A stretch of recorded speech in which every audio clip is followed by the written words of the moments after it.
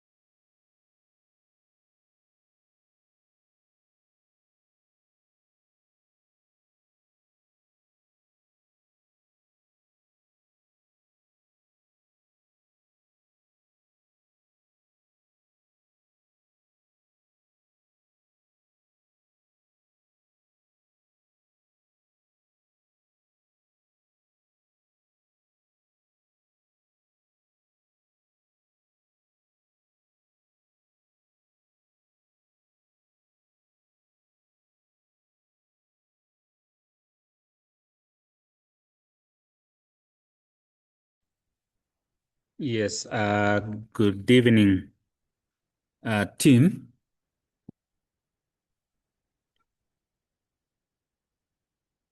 Good evening, good evening. I believe you can hear me from your end, and Elfis, if you can confirm to me that you can actually hear me. Very clear. Good evening, Mr. Choge. Thank you. Good evening, Elfis.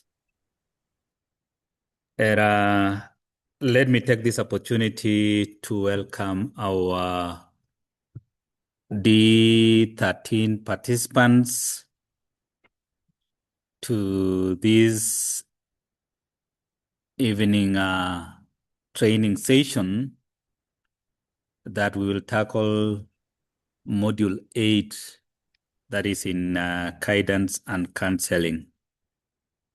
As we are waiting for my other colleagues to join, I can see Emily Kuto has already joined us.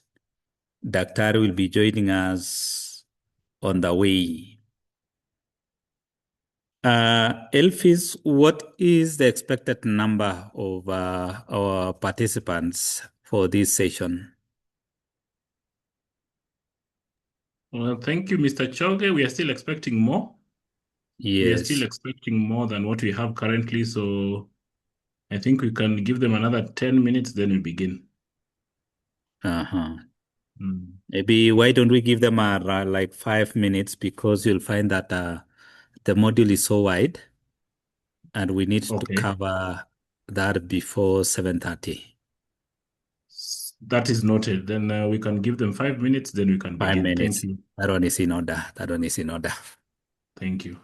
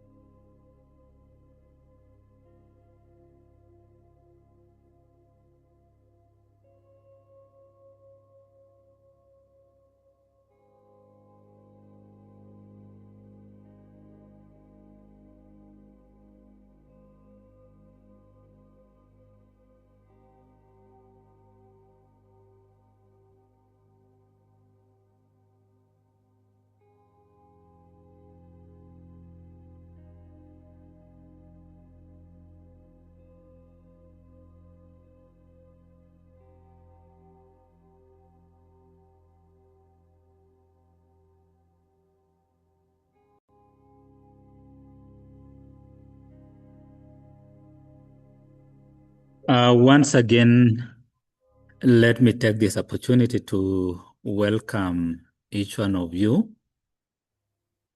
to this very important session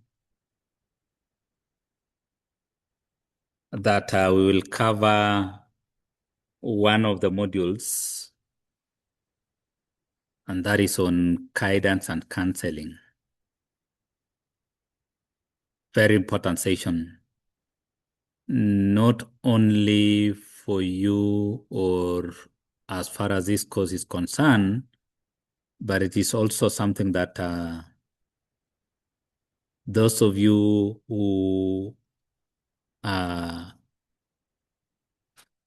in charge of guidance and counseling in your institutions, then you will get the insights on how to carry out your mandate as career guidance and counseling teachers in your institution. So let me request that one of us actually volunteer so that we can start our session officially. Let's have one of you leading us in a word of prayer. Just raise up your hand and then we'll give you rights to unmute and you'll pray for us. Yeah. Praxis, can you unmute? Okay. Good evening. Good evening. Okay, let's believe and pray. Heavenly Father, we come before you today. We thank you for the gift of life you have given unto us. We thank you for our tutors. We thank you even for us who are learning. God, we kindly ask you, Father, guide us and control us throughout the process, Father. Give us knowledge and understanding, Father. Let this session be a success because of your mighty name. I pray this through Jesus Christ our Lord. Amen. Amen. Thank you so much, Praxis Fitienye, for opening for us this session with a word of prayer. And again, let me still take this opportunity to welcome you all to this very important session. And for 2 hours or so, like 2 hours, 30 minutes, we'll be here discussing and getting the insights on guidance and counseling, which is module number 8 in our diploma course, that is Diploma in Leadership and Management. And with me on board, I have my colleagues, and I want to call Emily Kuto to introduce herself, say hi to our participants so that they actually get to know us. Emily, karibu.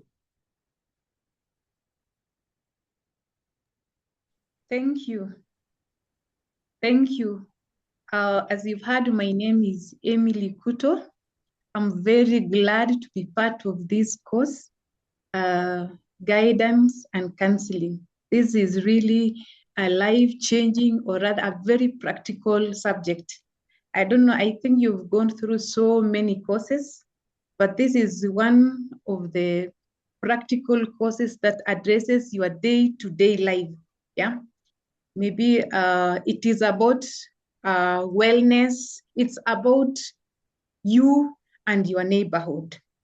Okay, before I proceed, before we go through the session, I just want to know what comes to your mind when you think about guidance and counseling. What? Madam Emily, Yes. kidogo tu, before I give you a chance to continue with the Proceed. sessions, Okay. I wanted you to say hi to our participants. So Madam Okay. Emily is one of us. She's one of us who will actually take us through this session. Together with me again, we have Elfis, who is head of ICT and system admin. Elfis, karibu. Say hi to our participants. Ladies and gentlemen, good evening. Thank you for joining us for this session of guidance and counseling. Once again, we thank you for choosing KEMI. We are the capacity building agency for the Ministry of Education. We are going to have a nice session. I have also seen some of your comments regarding e-learning and also regarding conferencing. You can reach out to me on WhatsApp and I shall be able to answer at the end of the class. Thank you very much and have a good session. Wonderful, wonderful, Elphys. Thank you. And as you've heard, you'll actually address your issues concerning the LMS and e-learning and issues to do with logging in. And even when sometimes you have challenges when you are actually logging in. And I know quite a good number of us have actually interacted with Elphys. Thank you so much, Elphys.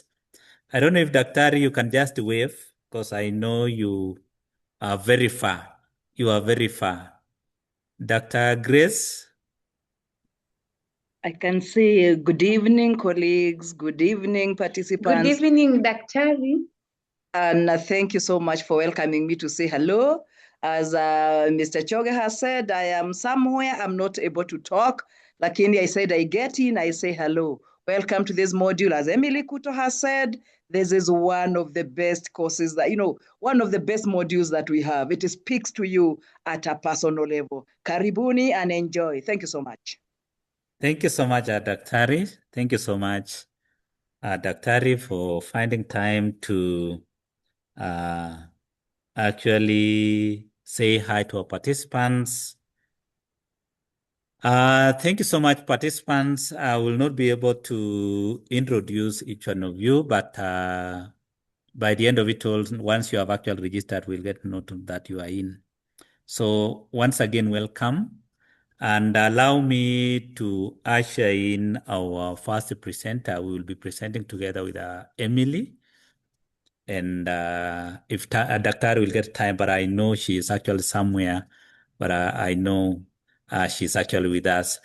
So Emily Karibu, welcome and take us through the first part. Karibu sana, Emily.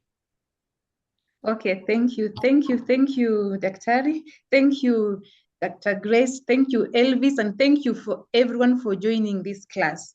Actually, this is one of the very, very interesting course you can ever have in KEMI because it speaks directly to your life day-to-day issues. Yeah. Now, my first question was like, in this class, when you knew you were coming for guidance and counseling, what was coming to your mind? That's just a general question.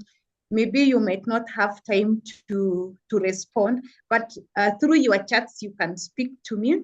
Then we can see how we can go together. So this is a 2 hours course. And then partly I am going to share, and then we'll have Stephen Choge sharing another part. I'll be doing the introductions and some little skills in counseling, and then we will interact more, and then thereafter Choge will join us. Okay, let's look at this counseling.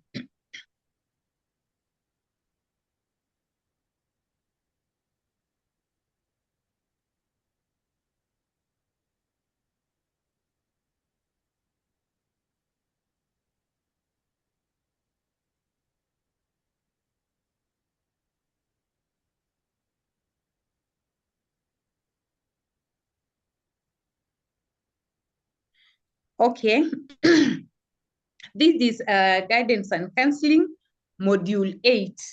In module 8, we are going to do the introduction of guidance and counseling. We're going to look at basic skills in counseling, discipline in learning institutions, adolescence, growth and development. The fifth thing is we're going to look at crisis and trauma intervention. The sixth thing will be we're going to look at peer counseling and career and guidance. Let us start. Now, at this point, what can you see? I don't know whether one person can respond. What can you see? As we start counseling, we see something that has been drawn. Somebody has raised a hand. Please. Somebody has raised a hand. Yeah. What can you see? Even at as we begin this guidance and counseling, I can see a picture. What is that actually? What comes to your mind as a student of guidance and counseling? Joseph has raised his hand.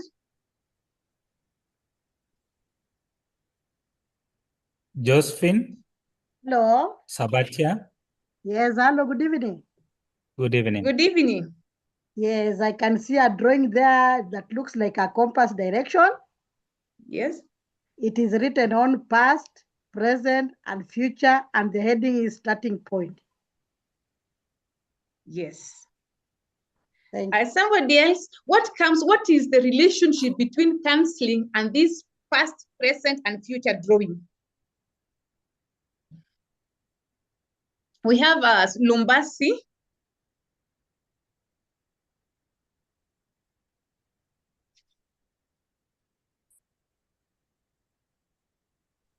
Okay. For me, I think it is showing what somebody might have gone through in the past, and right now, what the person can do to either improve the future, or if the person meets a good counselor, can improve his future. And if he does not get the counseling, the future can be ruined because of what he has gone through. Okay, thank you. Okay, thank you because of your answers. Both of you are right. Yeah, if we were having more time, I think many people are raising their hands. We could have diverse views concerning the same, and all of you are right. Thank you. Let us look at the divination. What is guidance and counseling? Guidance. Okay, first, before I proceed, there is guidance and there is counseling. Yeah. Guidance is assistance made available by a competent counselor to an individual of any age to help him direct his or her own life. Yeah. And many times as teachers, we do a lot of guidance every day. We do guidance in our school. We do guidance in our family. We do guidance in our workplace. It is a process of helping individual through his own effort to discover and help his potential for his personal happiness and social usefulness. That is according to Ruth Strand.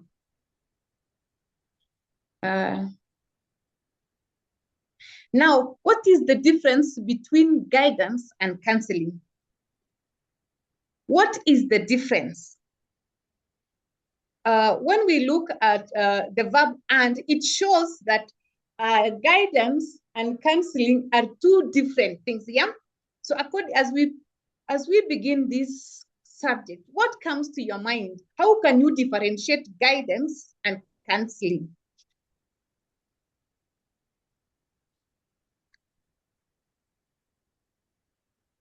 Somebody can respond. I need a response.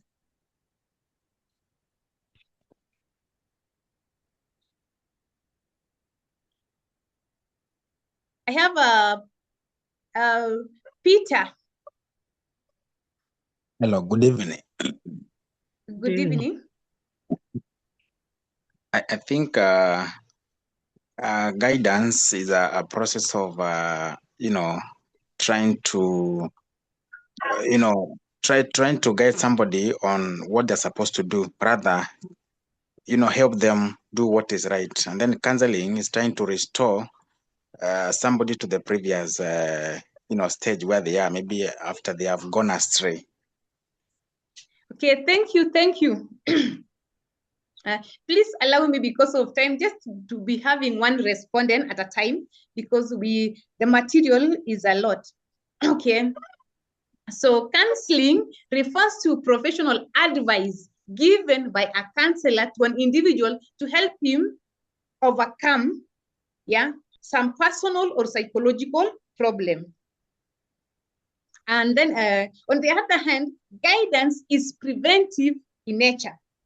Whereas counseling, you deal with a person who is in a crisis, who is going through a situation. So to differentiate guidance and counseling, in guidance is preventive. And for example, before a person gets married, let me give this example so that we don't forget. Before a person gets married, they are not aware what is in marriage, but because prior to that, they are given guidance. Yeah, they are given. Some people call it premarital counseling. Yeah, something that is said. That's not the perfect example. Let me give this guidance to make a decision. When you're talking to the boys and girls in your class, you are guiding them to make you are showing them the right direction. That is called preventive. Yeah. And then in counseling, many times there is a case, there is a situation, maybe, or there's a problem somewhere. That is why we are saying guidance is preventive. It is done before. Then counseling is done because of a situation. Somebody is raising a hand.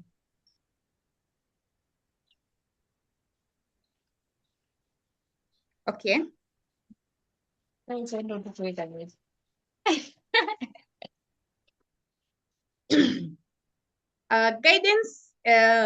in educational institution, it's a mental process of exposure to useful information and resource to facilitate decision making for personal and social development. Yeah. So many times what we do in our school, addressing like the choice of a career, usually that is guidance. Yeah. And it is always done prior to making that a very important decision. Okay. The person provide guidance is well placed in knowledge and skill, as well as more exposed, giving meaningful direction to the one he's guiding. My way, your way. For example, you have, as parents, we have our children, and many times they will want to make their way. Yeah, they will want to make a decision that is contrary. Yeah, but through guidance, you can be able to address that matter.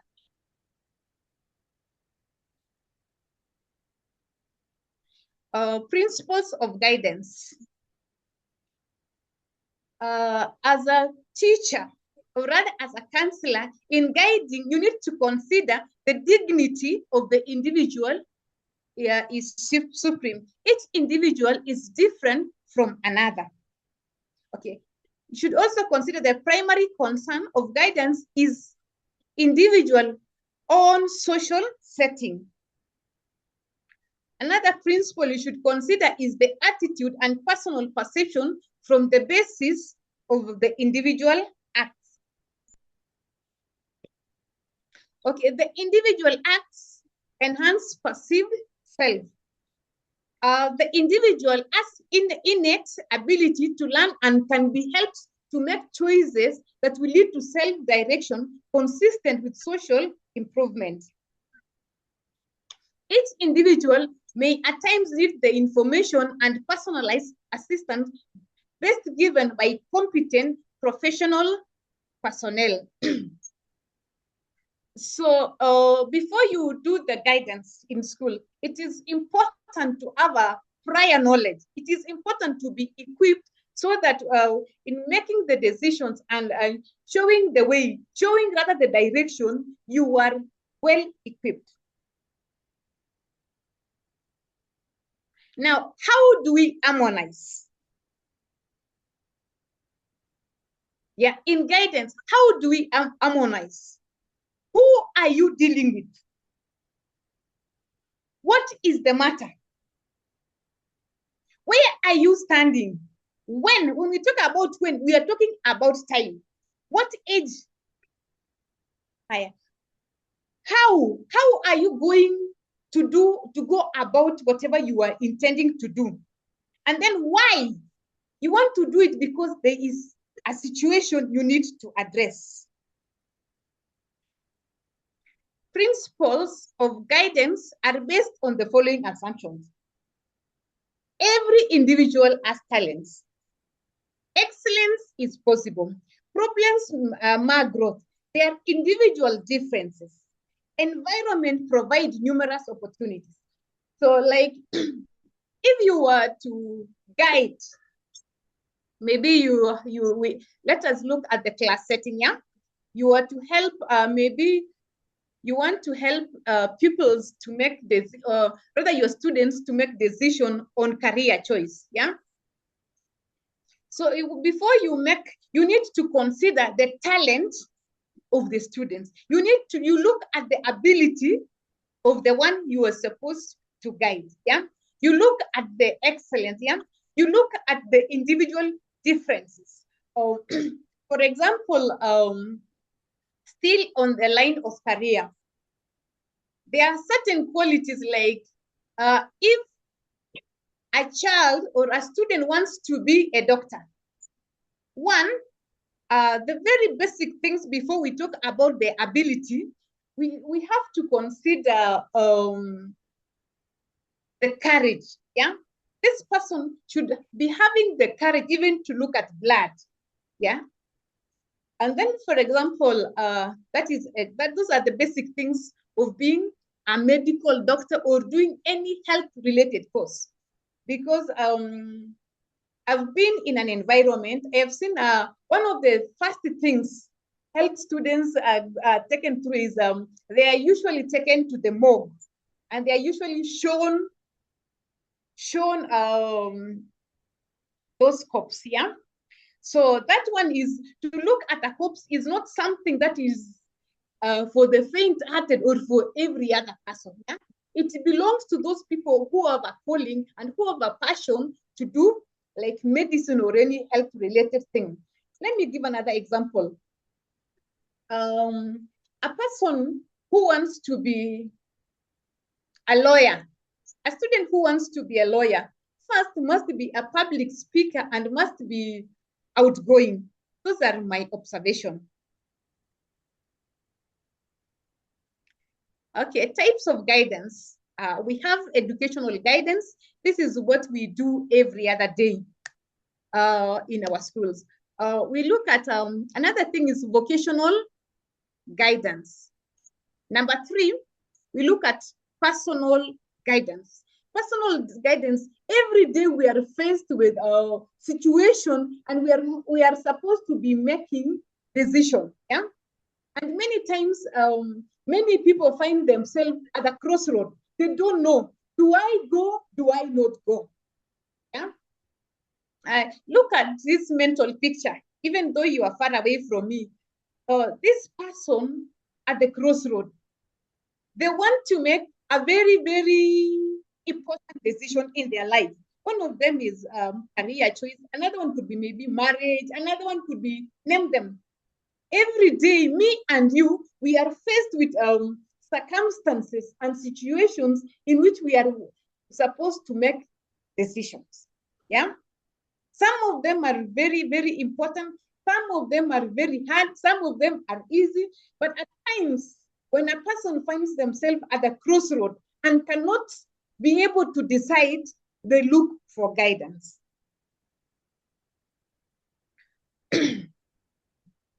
Thank you. So far, so good.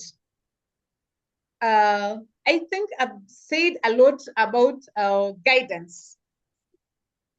Let's look at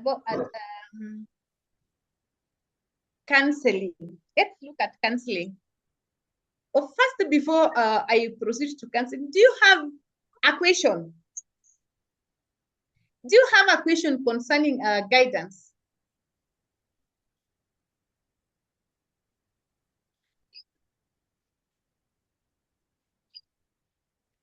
Hello, do you have a question as far as counseling is concerned?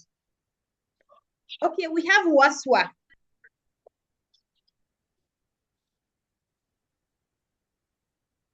We have Waswa.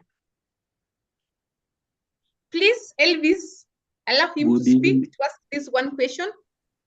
Yeah, good evening, everyone. Good My evening. question is it possible for one to seek for guidance?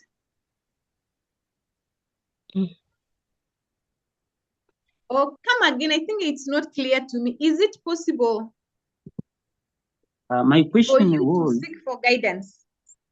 yeah, is it possible for one to seek for guidance? I think yes. Why not? It is possible to ask for, to seek guidance. Yeah. Even as an adult, many times we said about guidance, many times it is preventive. It's like you're being given instructions, yeah, on the way to go. Yeah. You are not there yet. But since you are not aware, like for example, before you make a decision to join this program, yeah, you made some inquiries, did you? Yeah. Yeah, I think what you got was guidance from somebody, and somebody recommended and said, KEMI is a good institution, and you can get very important and very nice training concerning what you want. Thank you. Thank you. Thank you. Pauline, just briefly, please allow Pauline.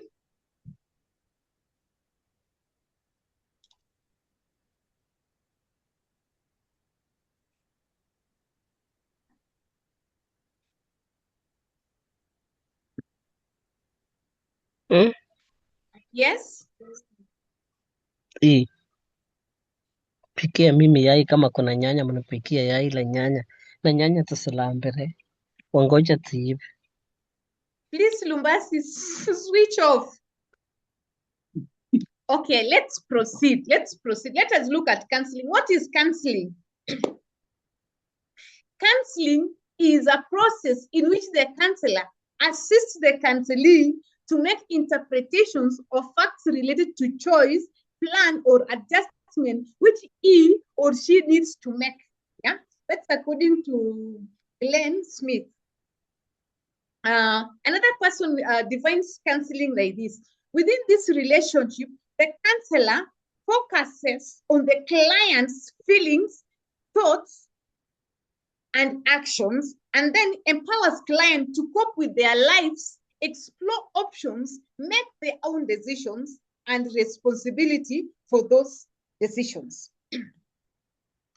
So let me make it clear, even as we talk about counseling, it is easier, we understand it better when we contrast with guidance. Yeah. Remember, guidance, the person who is going for guidance is not in crisis like the person who is going for counseling. Yeah. And the person who is being counseled from this definition is called counselee. And then before you do the counseling, according to this Smith, you must have a relationship with that person who is having a situation. Yeah. You must have a relationship with this client who is having hard feelings, who is having difficulties in their situations, and they don't know what to do. Yeah. We will look at many examples there. Yeah. In counseling, usually, according to this definition, the counselee will make their own decision. Yeah, they will make their own decision. It's not about the counselor to show direction, just like in guidance. In guidance, the person who is doing the guidance, if for that matter, if it is the teacher who is the counselor and is doing guidance, he's allowed to show direction. But when it comes to counseling, the counselor facilitates, creates an environment that the counselee is able to explore their situation. Yeah. And after exploring their situation, they can be able to make responsible and wise decisions. Okay, what is counseling in educational institution? Counseling in education institution is effective. It has to do with emotions. It is a process where the teacher, instructor plays a role of a helper who has the knowledge, skill, and right attitudes to enable a child or a young person deal with under emotional issues that may be interfering his or her ability to function in any situation. For example, in counseling, we may be able in school to counsel children maybe who come from difficult situation. For example, as a teacher, maybe you are teaching this learner, or rather this student, who the father and the mother maybe fought last night, and you are there to teach. Do you think that child can be able to listen and concentrate in class? Of course, no. Many times a clear observation is like, you will look at this child and like this person will be absent-minded. Maybe you are dealing with adults for that matter. And the people you are trying to address, maybe for that matter, are adults if you are teaching in a college or in high school or whatever. And then there is that turmoil. Maybe if it is not, there is serious difference maybe in a family, or serious difference maybe in a relationship if you are dealing with the teenagers and the youth. You realize when they differ, I'm giving an example of a relationship whereby maybe we have a boy and a girl who are friends and suddenly they differ. That is really serious. Or even among the peers, when we have girls or boys in school, friendship is a very, very serious matter according to our teens. Yeah. Simply when a friend abandons your daughter or your son, it's really a crisis. The role of a counselor. Let's look at the role of a counselor. Facilitate change through psychosocial support, make the learner aware of their emotional problems, provide an enabling environment for expression and resolution for these issues. Have a framework to facilitate the healing and enable the learner adopt and practice new positive behavior. Yeah, so for that matter, let us look at counseling here.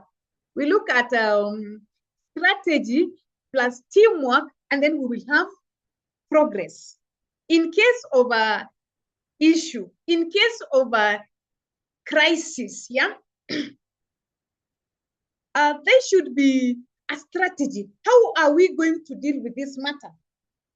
In case of a family whereby the parents have differed, yeah, and you have this learner, how do you handle? What are the qualities? What are the factors? You should have a strategy on how to deal and address the matter. We have in counseling, we have many modes of doing it. We have individual counseling and we have group counseling. Just from the name, in individual counseling, you deal directly one-on-one with a person, yeah? And in group counseling, maybe you have people having similar problems or similar issues, yeah? Maybe your clients or other counselors have the same issues. You can be able to put them together. So when you put them together, we do what we call group counseling. Contrary to the individual counseling, in which I said, in individual, you deal one-on-one directly. You make that person who has an issue to understand, yeah? To understand, to look at themselves, understand, and make the necessary adjustment. Directive counseling, we have another types of counseling. We have directive counseling. This type of counseling, the counselor plays a major role, directing the counselee to think by informing, explain, and interpreting and advising. For example, in case of a broken relationship, and a person is not able, to come to terms with the reality, to pick up the pieces. So you try to explain, you try to interpret, and even advise. For example, let me give an example of a difference. Let me give a difficult situation. For example, in case of marriage, and the relationship is so. And for example, there is constant abuse and there is constant threat. So if this counselee comes to you, for example, if this counselee comes to you, for example, and is saying, he or she is saying, because the husband or the wife can be molested, it can be vice versa. Many times we are used to women being victims, but in our day-to-day life, even men are being molested. So let me give this example. If there is constant threat and there is constant fighting, constant beating, it is important to help for the counselor to explain and help this lady or this man to interpret the situation. Maybe if there's constant threat, for example, about killing and death. For example, let me say this. Mtu akuambia nitakuwa, nitakumaliza, and you just keep there. Unasema navumilia tu. It will change. As a counselor, yes, it is not wrong to help this person to make the right decision, to help this person to see that this threat is not something you can entertain. This is not a time to keep saying, let this person will change. This is not that time to be patient. It is that time to make the radical decision and to seek further help. As we'll see ahead, we'll look at, there is also referral. Sometimes we may be facing, as a counselor, maybe there's some complex cases in which you cannot handle. So it is usually advisable to refer to your mentor and to your seniors, because there will be always counselors who are senior than you. And there will be also some other complex matters like psychiatric issues, like this person is this mental illness, it is beyond you. So when you realize that the case you're dealing with is beyond you, it's advisable to make an advice, even as a counselor, and to refer the case that you cannot handle to your senior. Number 2, non-directive counseling. This type of counseling is client-centered. With the help of the counselor, you help this the counselee to understand, to look at himself or herself, to look at the problem, and then make a decision on their own. Eclectic counseling. This type of counseling allows counselor to alternate between directive and directive methods. So it's like you are able to combine directive counseling and directive counseling. Purpose of guidance and counseling program. It's to ensure the physical, emotional, social, and educational development of learners in school. Okay. The purpose also enables learners to spend most of their day in learning institution with teachers, making teachers perform their role as counselor for their learners at school and classroom. In contrast, Their role as classroom counselors will be slanted towards the more specific and individual problems of their learners. What are the importance of guidance and counseling? Hello? Am I alone or are we together? What is the importance of counseling? Okay, these are the likely response. Learners are given solutions on how to deal with psychosocial problems. Learners are able to develop problem-solving skills, and learners are advised on how to cope with different situations facing them in their school life. It helps to shape a learner's behavior and instill discipline. Learners who are guided and counseled in a right way. Our time is rushing. Let me try to be a bit faster. Learners get to learn how to live in harmony with others. Okay, it bridges the gap between learners and school administration. Learners through counseling get comprehensive pieces of advice on career and job choices. Learners are allowed to talk about various things which they are uncomfortable to talk with parents. Yeah, in counseling and guidance, it allows the learners to become better people.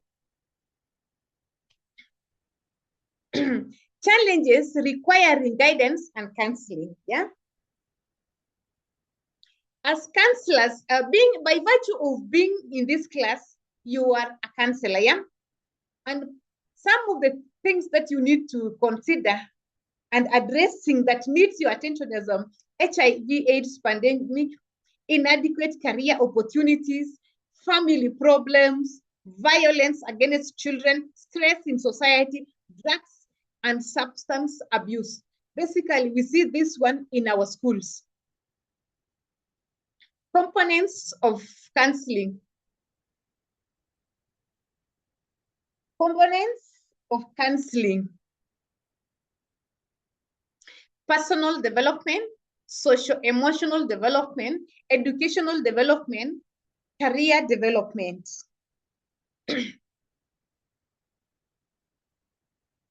How do you develop a guidance and counseling plan? Key areas, self-awareness. Yeah, we have basic counseling skills. Self-awareness. We have stages in counseling, types of counseling skills, communication models in counseling, skills required of a good counselor, role of the teacher, instructor as a counselor, confidentiality and ethics, referral to other agencies. Okay, let us look at self-awareness. Those are the basic skills in counseling. Self-awareness is a state of being conscious of one's thought, feelings, beliefs, behavior, and attitudes, and know these factors, yeah? In counseling, we have stages, yeah? We have interviewing, walking, termination, and you follow.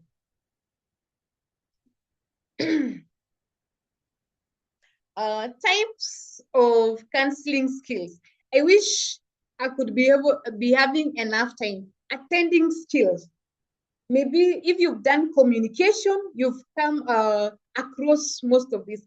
Attending skills, you show attending skills that is mostly virtual, yeah, physical through the face. You can see paying attention, yeah.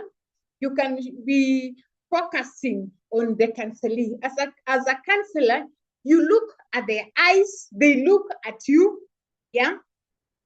They see concentration in you. Listening skill. As a counselor, you must, we say in counseling, a counselor must have big ears and a small mouth. You do a lot of listening rather than speaking. Reflecting. having listened to what your client has said, yeah, you should be able to reflect. For example, you may rephrase what they said, yeah. You may rephrase the statement. Did you just say your mother did this and this?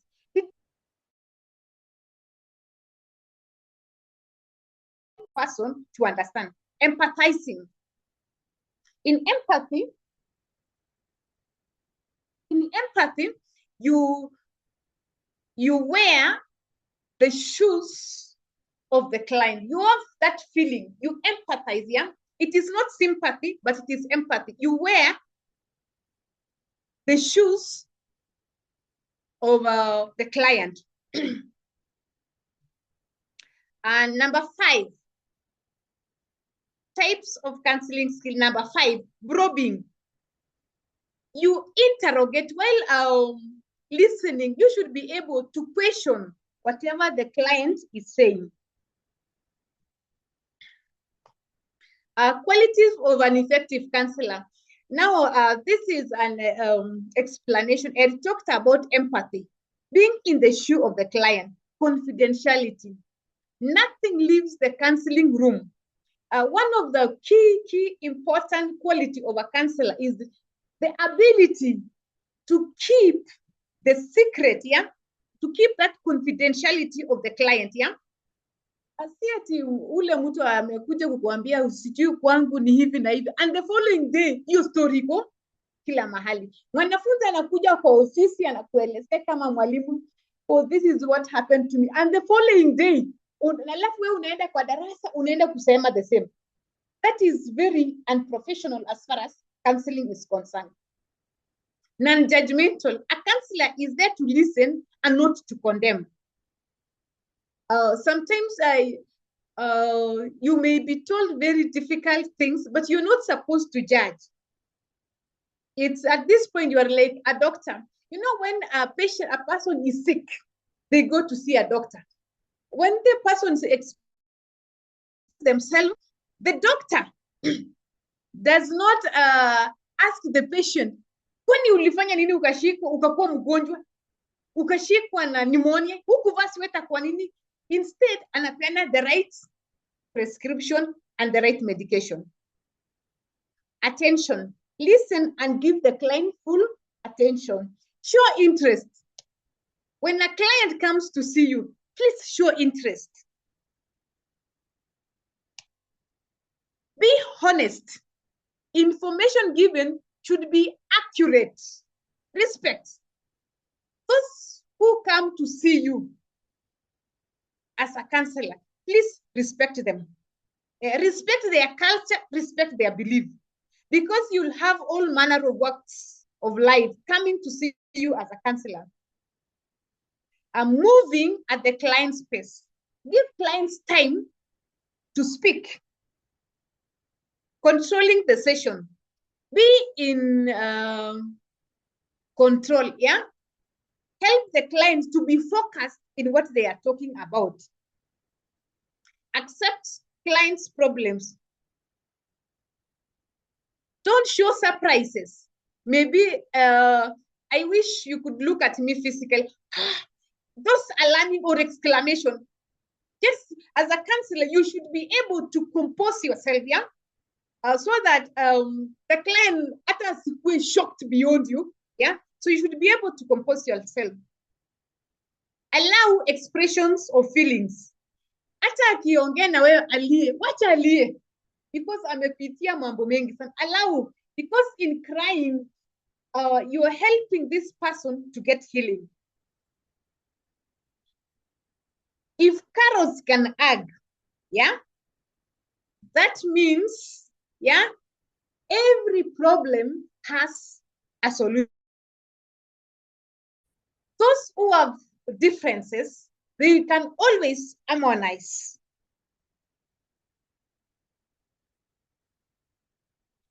Thank you. I think at this point, our time is far much gone.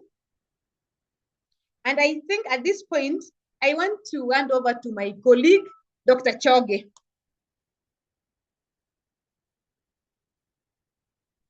Thank you so much, I want to hand over to Madam. my colleague, Dr. Choge, who can proceed from here. Thank you so much, Madam Emily. And maybe you Yes. can actually pull down your screen, and then it will allow me to Okay. Just in a short while. Yes. Just in a short while. Thank you so much. And let me just pick from where she has actually left, and before I pick on where she has actually left, there is somebody who had actually asked a question about guidance. I think that was before Lumbasi took us for an early supper. And there is something that I just want to mention,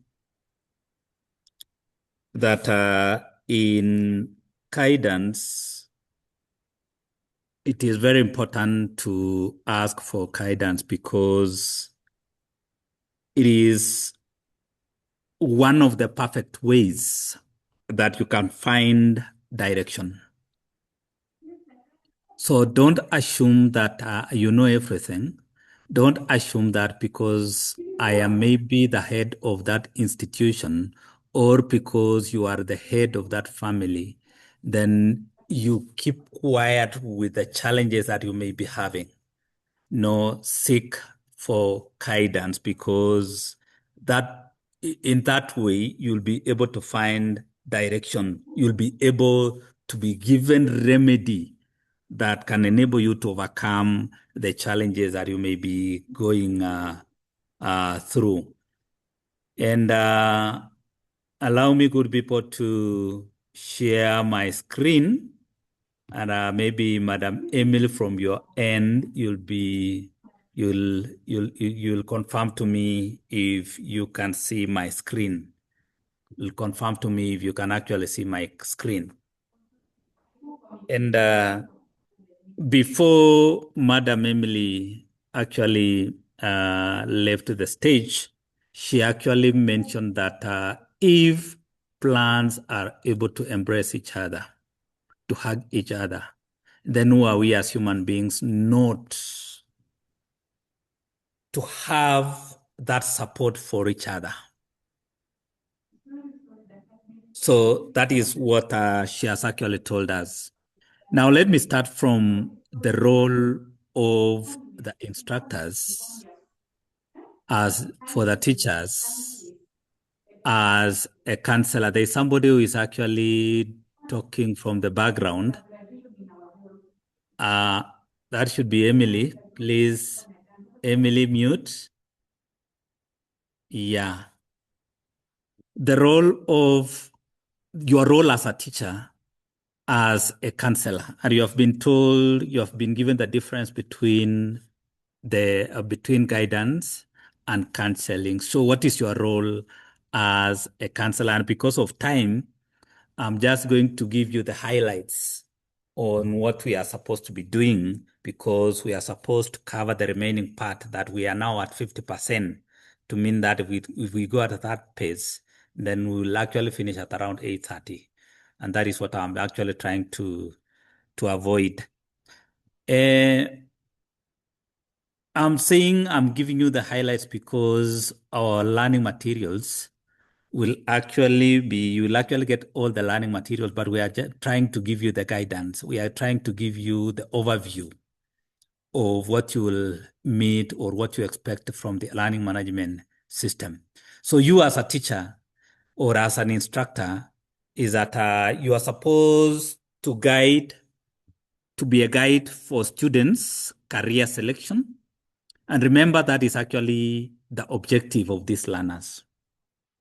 Once they achieve the skills, once they actually achieve that knowledge, once they have the attitude, then you are supposed actually to redirect them, that if you have skill A, if you have skill B, if you have skill C, And if you want actually to get to some point, then these are some of the areas that you should actually focus on.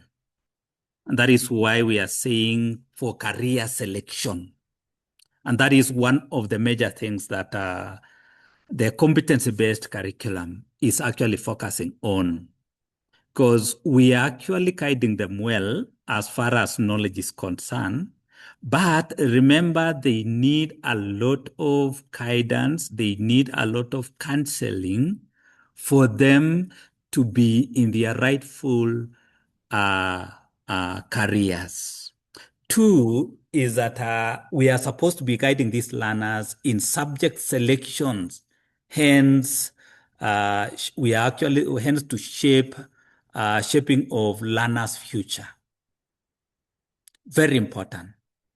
Remember the areas that we are actually giving you is for us to be able to redirect these learners and prepare them for world of work, and also to become successful people and successful citizens tomorrow. So we need actually to look at their strengths. We need also to think widely and have insights on what one can be if he has these characteristics. And therefore, for us as teachers, we must actually read widely to know what a certain career will require. And that is why this course is very important. Thirdly, our role as teachers is that we have to be the role models of these learners and source of inspiration. So we are supposed to build the characters of these participants, these learners, our clients, and these are the people we are calling client number one. And again, we are supposed to be the bridges connecting the parents and these clients. Remember, the three main clients in the learning environment is number one, the teacher. Actually, not the teacher, the learner. And then we are putting this client number one in the middle. Then you, as a teacher, you are actually ensuring that this information or what this learner want to be, we are also getting to inform the other client who is actually the parent, who is, or the stakeholder, who is a parent of the child. And remember, you as the teacher is the mediator.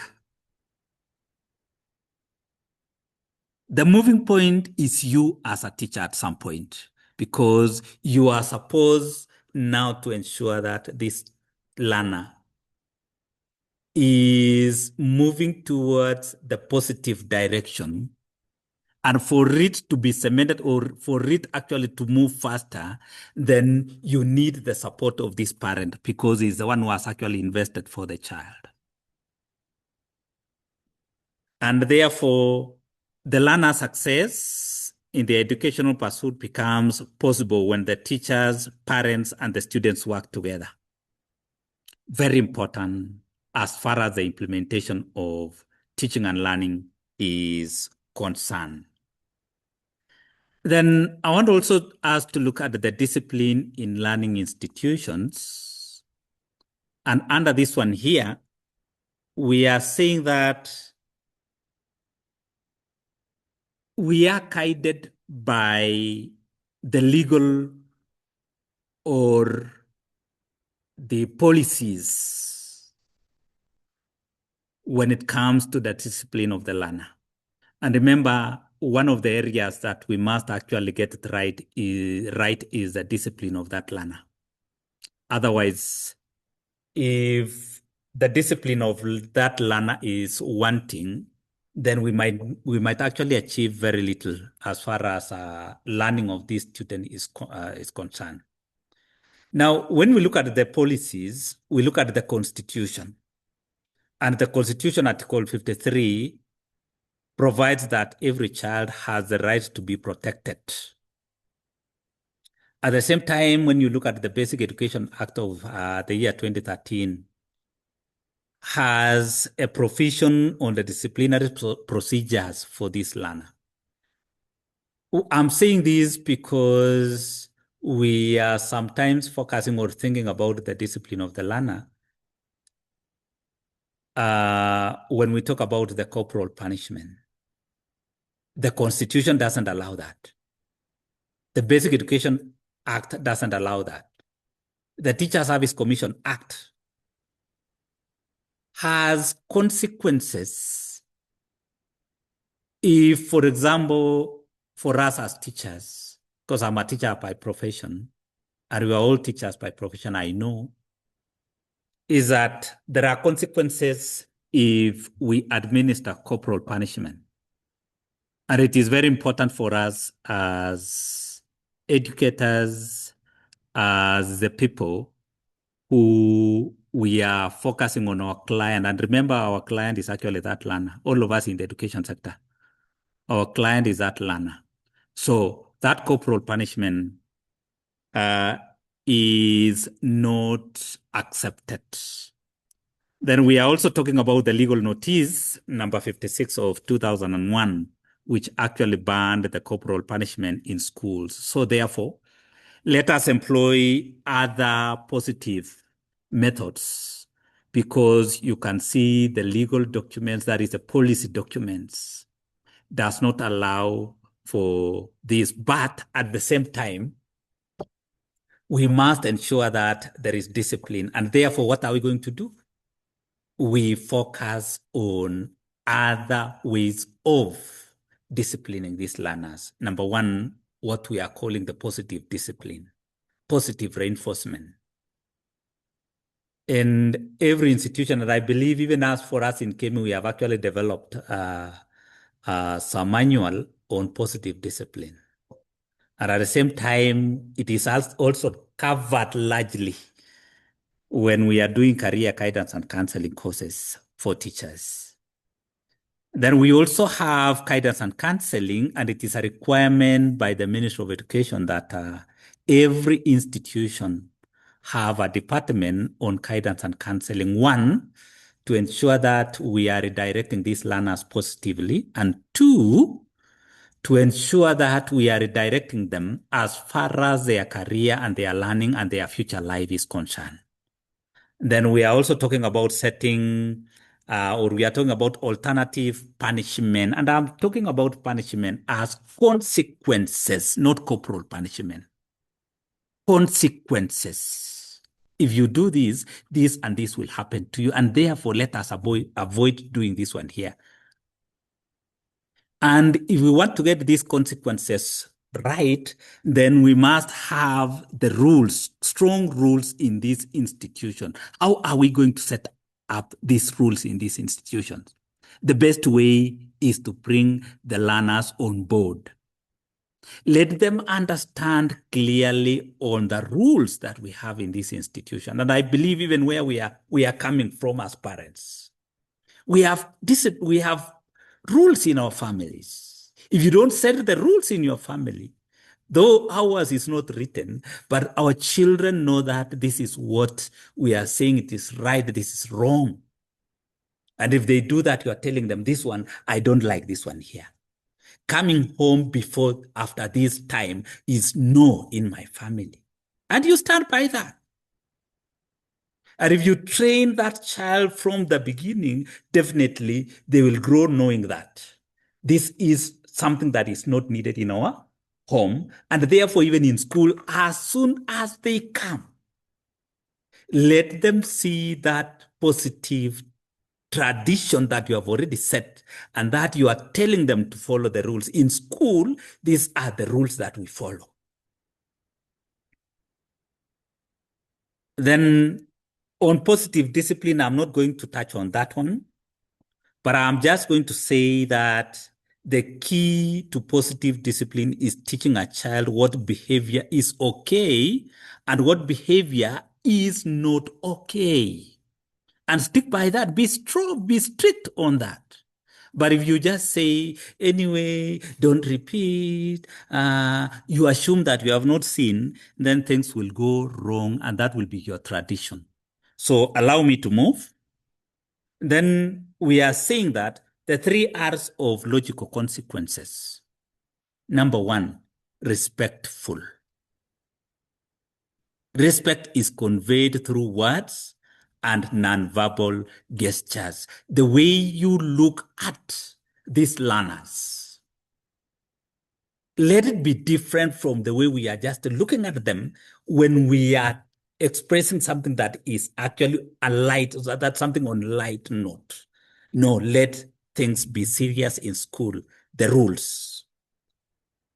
Let everything be relevant to the learning institution and their objective in that institution. Consequences needs to be logical, related to the child's actions.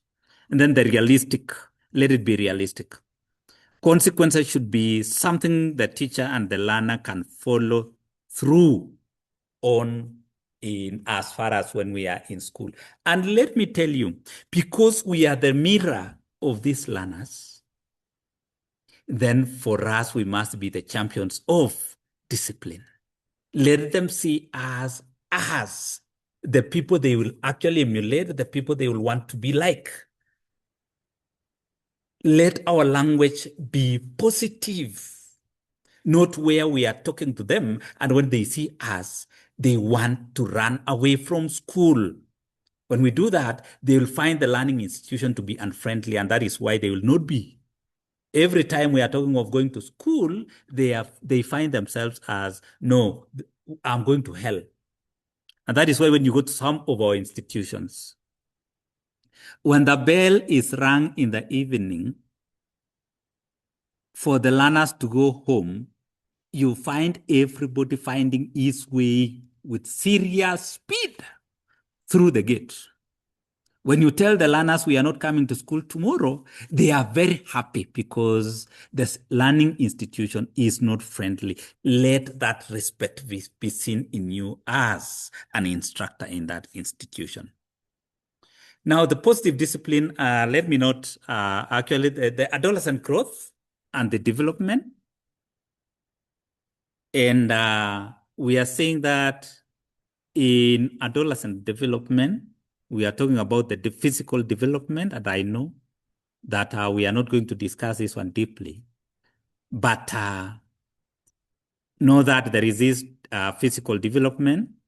We have the social development, the brain development, and then we have the cognitive development. I'm not going deep into this one here, but as the teachers, we must be aware of all this. And I remember when Madam Emily was mentioning about guidance and counseling, she talked about one of the challenges is the diseases that is actually with us right now, HIV and AIDS. One of the challenges again is actually adolescence, and we also have another one right now that is non-drug addiction, like things like betting. These things like aviator, people get addicted to, and the end result is not good because once they get into losses, they start actually thinking about committing suicide. So please let us actually, that is one of the areas that we need to, it causes actually trauma. And when we talk about adolescents, we are aware that we have the changes in the nature of friendship. And Madam Emily also mentioned about that it is one of the challenges that we need to run away from. We need also to guide these learners. We need also to, I'm not saying we run away from, but we want these learners actually to have sober mind so that they get out of it,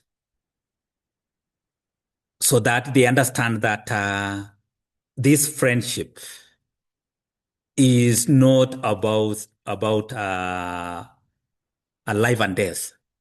That I have my objective, and there is time when you will need to have there is the limit that we need to take this friendship. Changes in the discipline of intimacy, changes in the targets of intimacy, then friendship with the other sex, and then dating and romance. And I believe Madam actually mentioned about that at length. Then we also have youth and morality, the moral development, stages of moral development, where we are talking about the pre-conventional levels, the conventional levels, the post-conventional or principal levels. Then we also have faith development, youth and religion. And this is also one of the areas that we need also to guide these learners such that we don't find ourselves in the challenges like we saw in the coastal region, Shakaola's things. So let us also try to give remedy to this one here early enough so that we don't actually discover when things have gone bad. See, once we have lost life, then it cannot be recovered. And we are losing very, very, very resourceful people. So positive impact and the negative impact.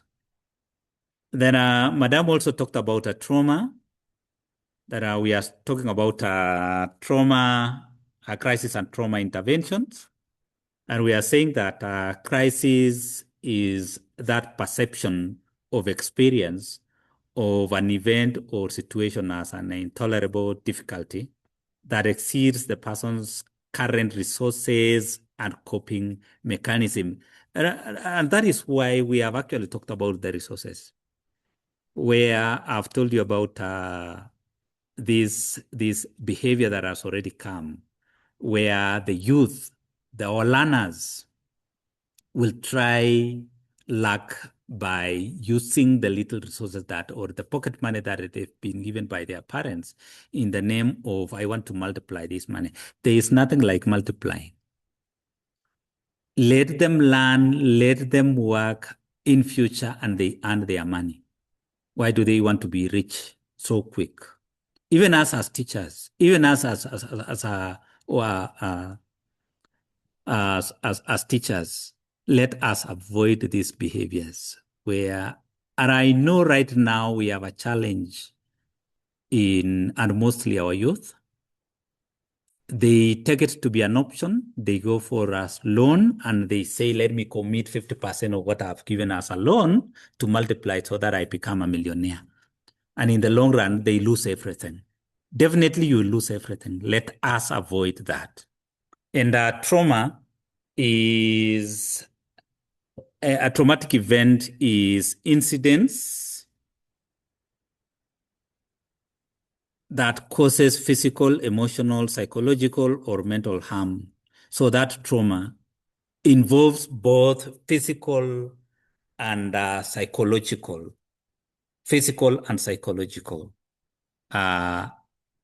events and situations in which may cause trauma and crisis. One of them is accident. When there is loss or death of a loved one, it happens. Rape case, which is actually a bad one. And please let us take the lead as teachers. We guide our learners, we guide our parties, our clients, so that we avoid this one here. It causes a lot of trauma throughout the life. It becomes almost permanent once there is these rape issues. Then domestic violence.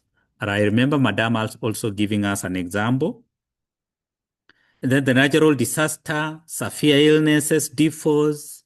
It has actually affected quite a good number of our children. And that is why we are saying, let us actually bring our parents on board. So that even as we are doing this counseling, let them also benefit. Let us counsel the learners together when we are with these parents also. And at the same time, as you are doing that, few parents will benefit from that. And then defaults, unemployment, unexpected pregnancy, and especially for our young children, the young child, the girl child. And then financial difficulties. Let me not talk about those other interventions. Symptoms of post-trauma stress disorders. That is a post-trauma stress disorders is a reaction to an extreme trauma event, re-experiencing of the trauma. That is including the memories, the nightmares, and the flashback. When you remember about it, that you feel that I would not actually want to go back to that, but it also comes to your mind that you see it becomes something that will be hitting you hard once you remember about that situation. So avoidance of internal and external causes associated with the trauma, which can include feelings of numbness or detachment. And that is why we are saying, let us focus mostly on guidance and counseling. Then there is also increased arousal, including insomnia, irritability, impaired concentration, and hypervigilance. Every time you are very scared and you feel like it can still happen to me. Then emotional numbing, feeling detached, lack of emotions, especially positive ones, and loss of interest in activities. And I was telling another group one time that when there is serious fights in these families, you'll find that some of the children will actually develop some situations where they will not want to see adults. And even when they come to school, not that they don't want to come to school, because you follow these learners at the same time, you'll find that even when they go home, they just get home and they disappear from home. They want to be with the animals, not with the human beings, because of the fighting. So let us actually ensure that these situations are arrested. And I've told you the thing that we can do as teachers is that as we are guiding the learners, as we are counseling the learners, sometimes let us have something like Mother's Day. Let us also have something like Father's Day and Parents' Days. And one of the things that we focus during the Parents' Day is that as they are seeing the progress of their learners, let us propose to offer counseling to both the parents and the children, general counseling. So causes of traumatic stress in children and adults and adolescents may be things like floods, violent crimes, motor vehicles accidents, severe burns, and let me mention that even corporal punishment. And that is why I've said that some children will not want to be in school because of corporal punishment. And remember, when we do this, we will actually lose them on the way because of corporal punishment. And remember, we are losing very, very, very say very good careers in for the future, and people would have actually be the leaders of this nation.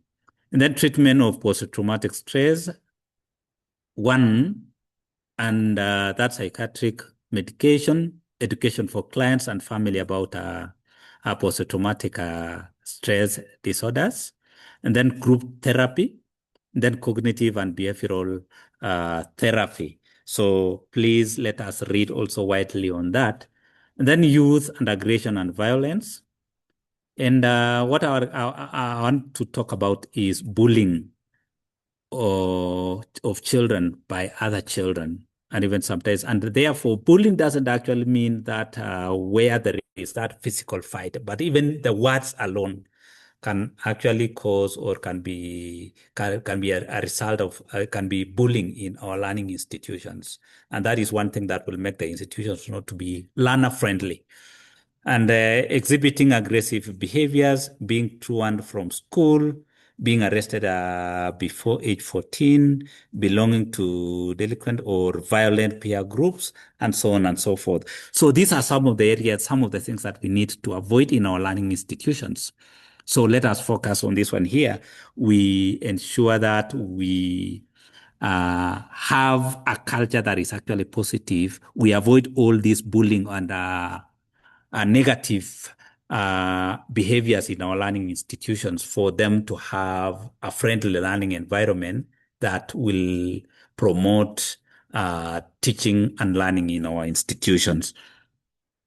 And then youth and violence preventive programs. One of them is anger management and counseling programs.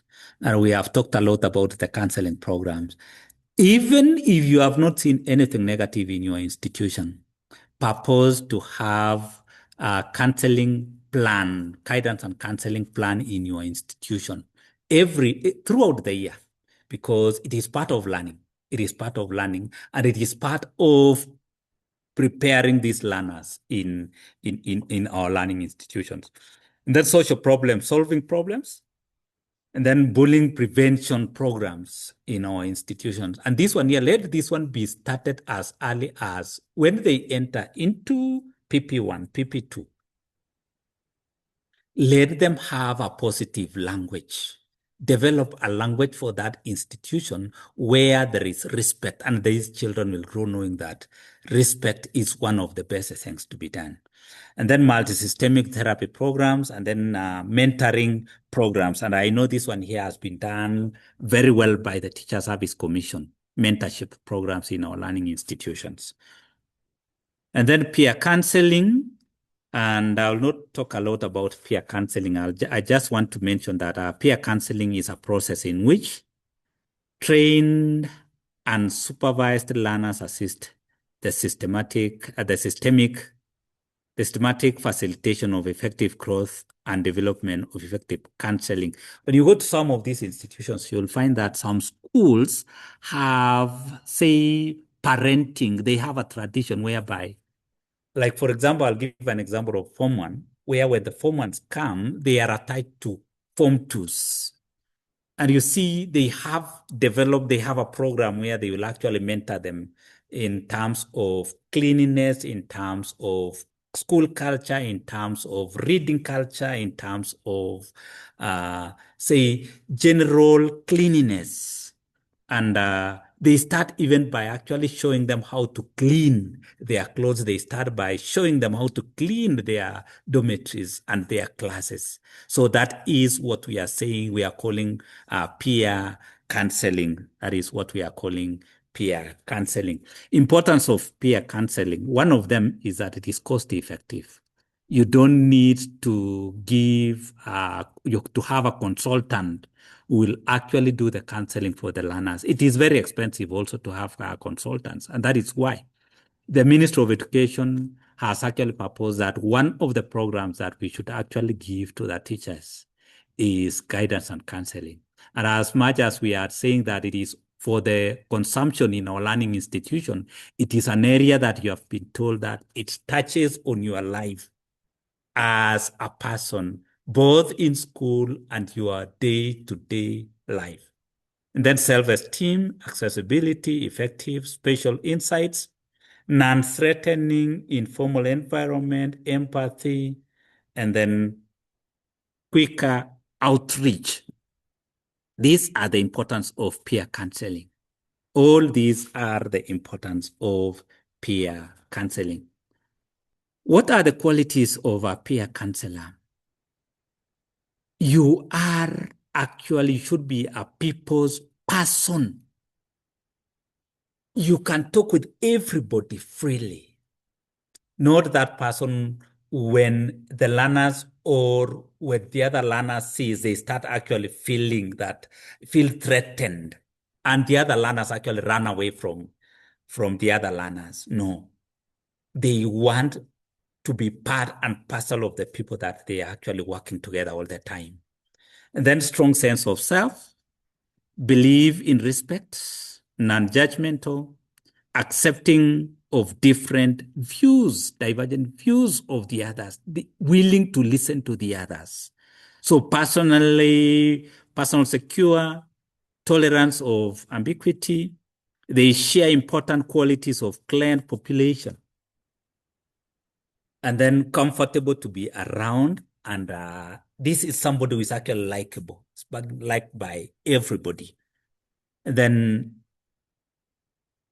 Madam had actually talked about career and guidance. And I just want to give something just to reinforce what she had actually told us, that these are services and activities intended to assist individuals of any age and at any point throughout their lives to make educational training, occupational choices, and to manage their careers. And I believe I've also answered this one has answered the question that Peter had actually asked. That do I need guidance? Can I get guidance? Yes. And I believe that is the answer that Madam actually gave us. And I've also reinforced by saying that it is a way of finding direction. It is a way of finding direction. So the goals of career guidance, one of them is to reinforce or to have that lifelong learning goals. That the goals what you need to achieve becomes part and parcel of you. It becomes permanent.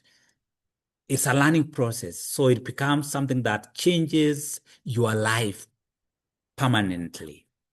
And then labor market outcomes, where you are preparing yourself to take up a certain role by getting even skills on what you'll be doing in your career in future.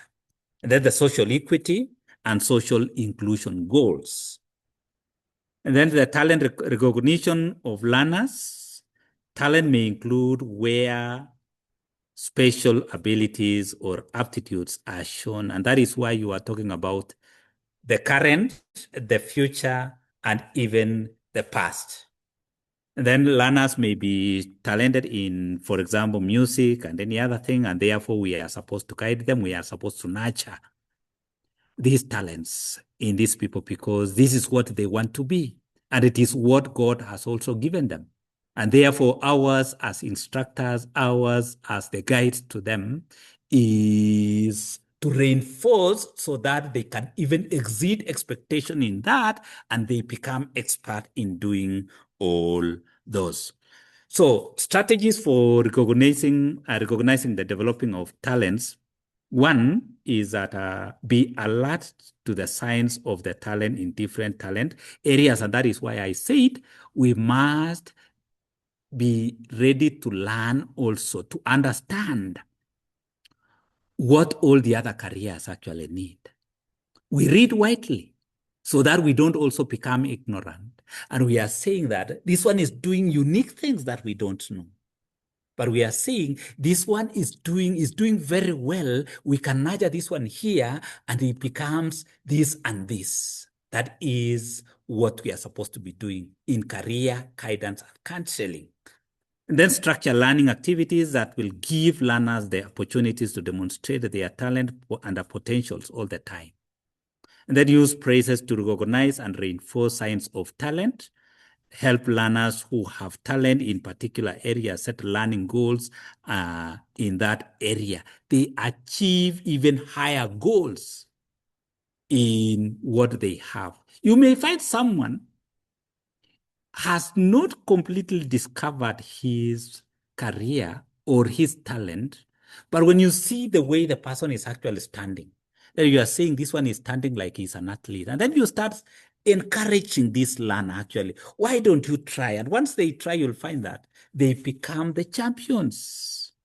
That is what we are being encouraged to do as career and guidance teachers. Then employability. Remember, in all that we are doing, we are saying that we are preparing them to take up or to join the world of work, that employability. And we are saying that employability refers to person's capability for gaining and maintaining an employment.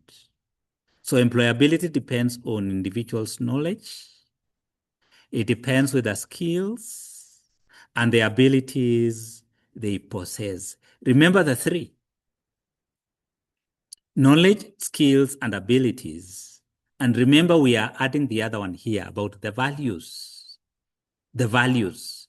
Because even if we have the knowledge, we have the skills, we have the abilities, and we don't have the values, then we may not actually achieve anything positive. So we are saying that that employability is where we are now preparing them.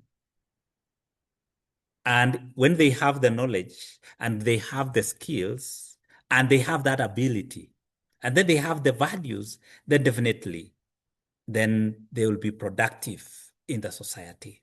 So employability is affected by both the supply side and the demand side factors, which are often outside of an individual's control.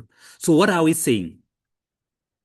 That in career guidance, we are preparing these learners to take up or to join the world of work. What is this that I'm seeing? What are the qualities? What are the traits that I'm seeing in this future citizen, this learner here? And therefore, once I prepare them, where are they heading to? That you are saying, because you want to be a surveyor, then I must nurture you in some knowledge on what the surveyors can do. And therefore, what are we supposed to do? Number one, we are talking about maths. Therefore, you must know how to read the numbers because you will be dealing with the numbers. You must know how to calculate area. And therefore, whether it is what we are calling essential maths or the other one, it is still fine. But we are saying how to work with the numbers.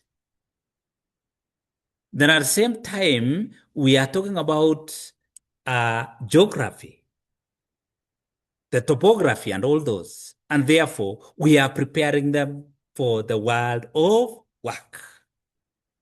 And therefore, we are telling them, if you want to do this, then you must do this. And that is why we need that growth from junior school, from primary school to junior school. Prepare yourself for this one here.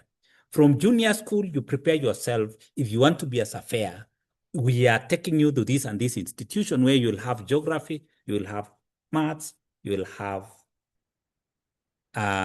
integrated science, because we'll be dealing with measurements also.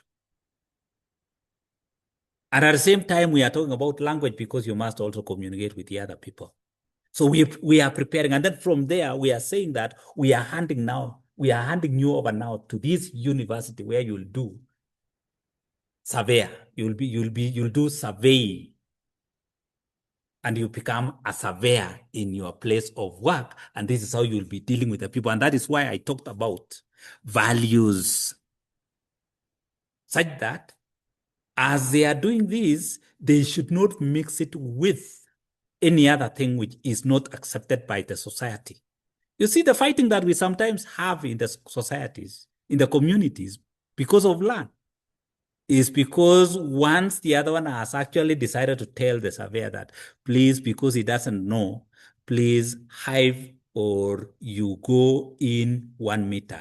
And by the end of it, you'll have given me 3 acres. I'll give you something small. When the values are not there, that is what you will do.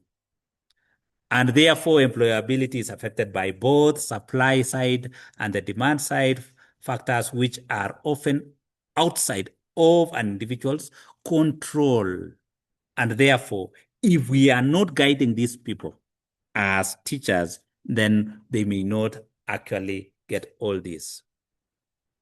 In a nutshell, in the module that we have actually given you the highlights, we are talking of how we can help these learners to be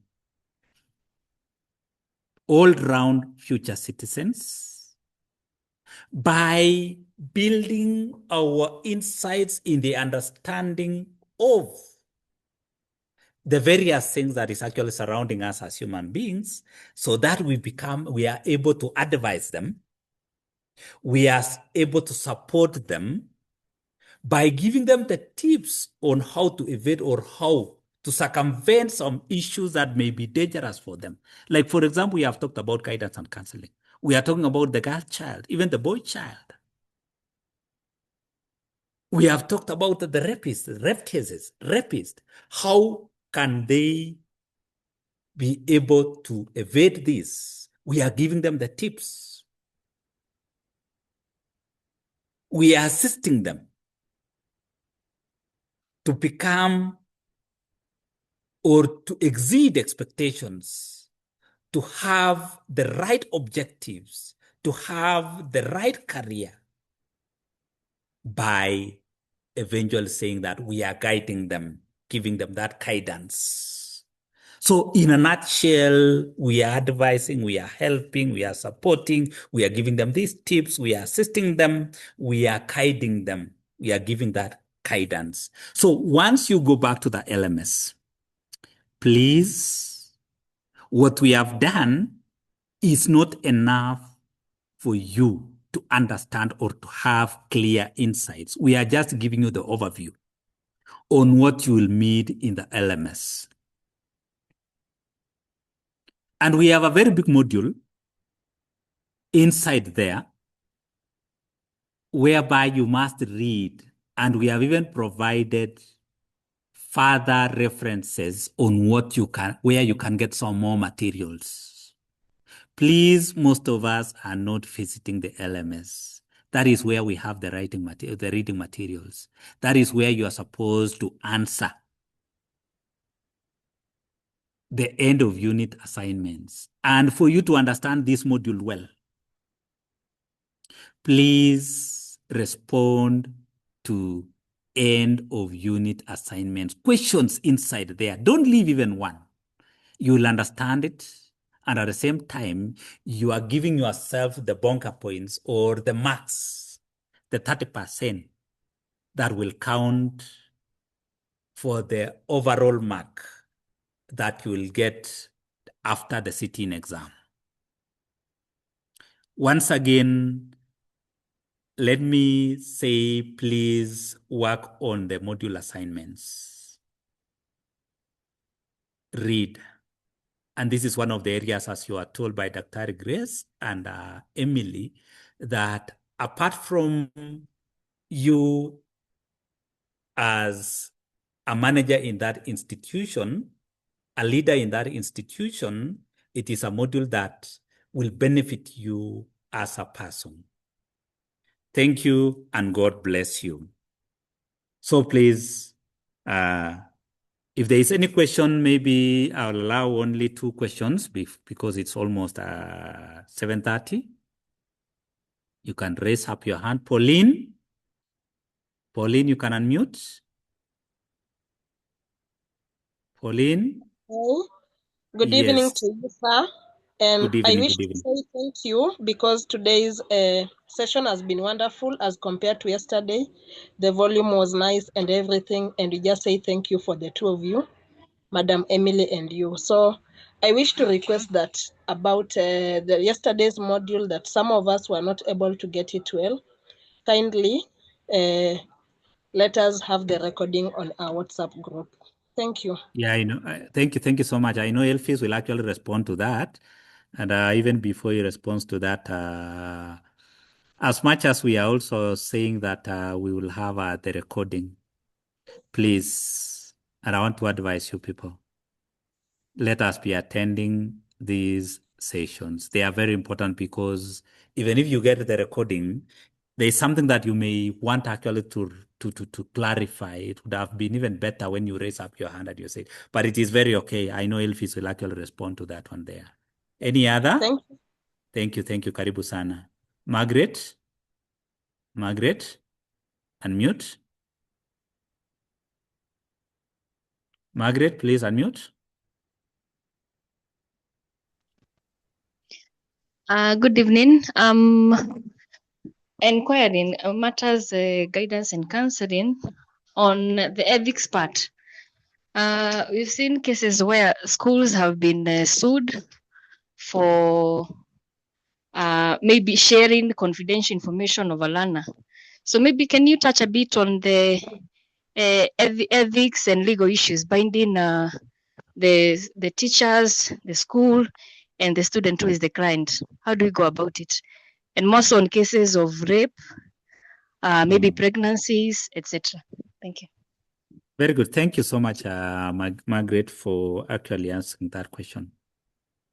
I remember when, even before we actually talk about data protection, which is protected, and you see, even the legal, the law actually doesn't allow us to divulge information about our clients and any other person.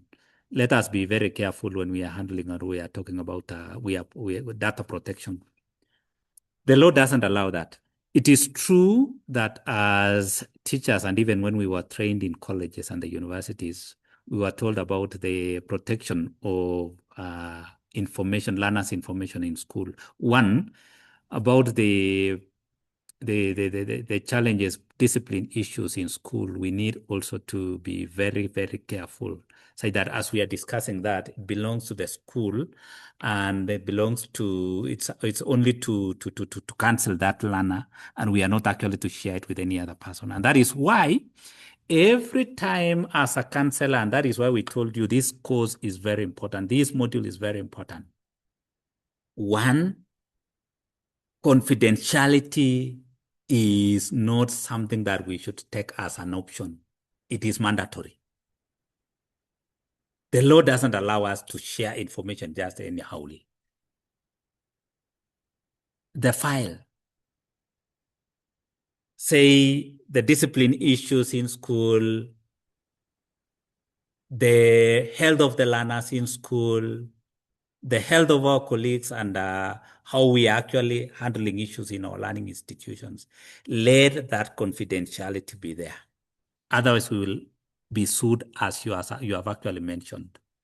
And I know this is an area that, apart from what we have said, that confidentiality, and I remember I talked about the Constitution. I also talked about the Education Act, and also talked about the TSC Act. And we are also talking about the Cybercrime Act. And in fact, I believe when you will be talking about the ICT, you'll be told about all these legal documents that is actually that doesn't allow us to share information. Please, in short, I'm saying that let us protect let's be confidential in whatever we are handling in our learning institutions. Let it end in that file. Let it end in that meeting where you are discussing that issue and it has been written down and has been put in the right place. As counselors, all of us who are here, confidentiality must be key. Even if I've shared with you, then don't go sharing it with any other person. Please don't. So I believe, allow me to end there because time is up, and we want also to leave you to start other duties. We want to go for supper, and I know we want to prepare supper. My brother Lumbasi had already told us about what we will take for supper. So thank you so much, and God bless you, good people. Emily, do you have any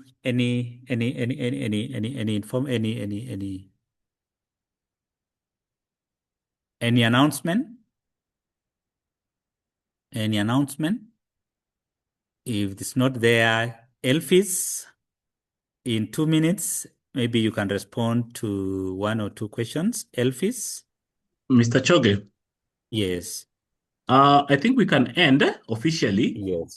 Yes. Then we can have those who are going to remain with the questions, give them a chance to Yes. ask their questions.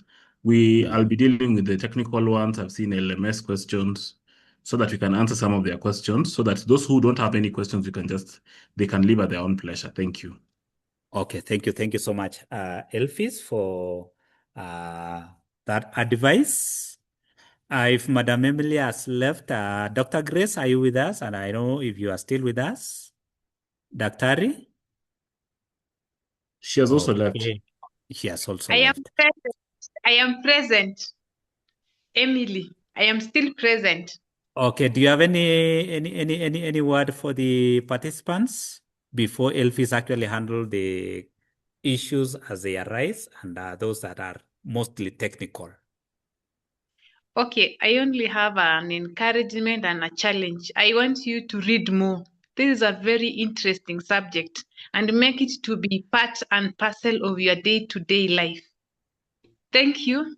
Nice weekend. Thank you. Thank you so much. And thank you. God bless you. So, Elfis, you'll allow me to leave because I'm also traveling somewhere. I'm actually going to see somebody who was not feeling well. Thank you. Well guided, Mr. Choga. Thank you very much. Thank you. We shall have question and answer session. Thank you. Thank you. For those who don't have any questions, everything is clear. Please just leave. You're free to leave and we shall see you on the other side. I'm looking at the questions and I want to also answer them. Someone is saying, when I pay school fees, how do I see my progress? We have Madam Lucy Masharia. We have something called Kemi Portal. Kemi Portal allows you to see your fees. You can access it on portal.kemi.ac.ke. Then you log in with your virtual campus credentials. You will see how much you are required to pay. Exams are scheduled on which month? For those who are sitting for exams are going to be held during a school holiday or a school break. So it's either going to be during school holidays or a school break. So school break could be a half term. We can have exams during, like we have normally done, we usually do it during the half term. That is in March. So you should be guided by that. Please note that sometimes we have problems with the ministry. No, we are the ministry. We follow the school timetable to the latter. So that's why we are a bit strict. There will be a timetable for exams, yes, as is the norm.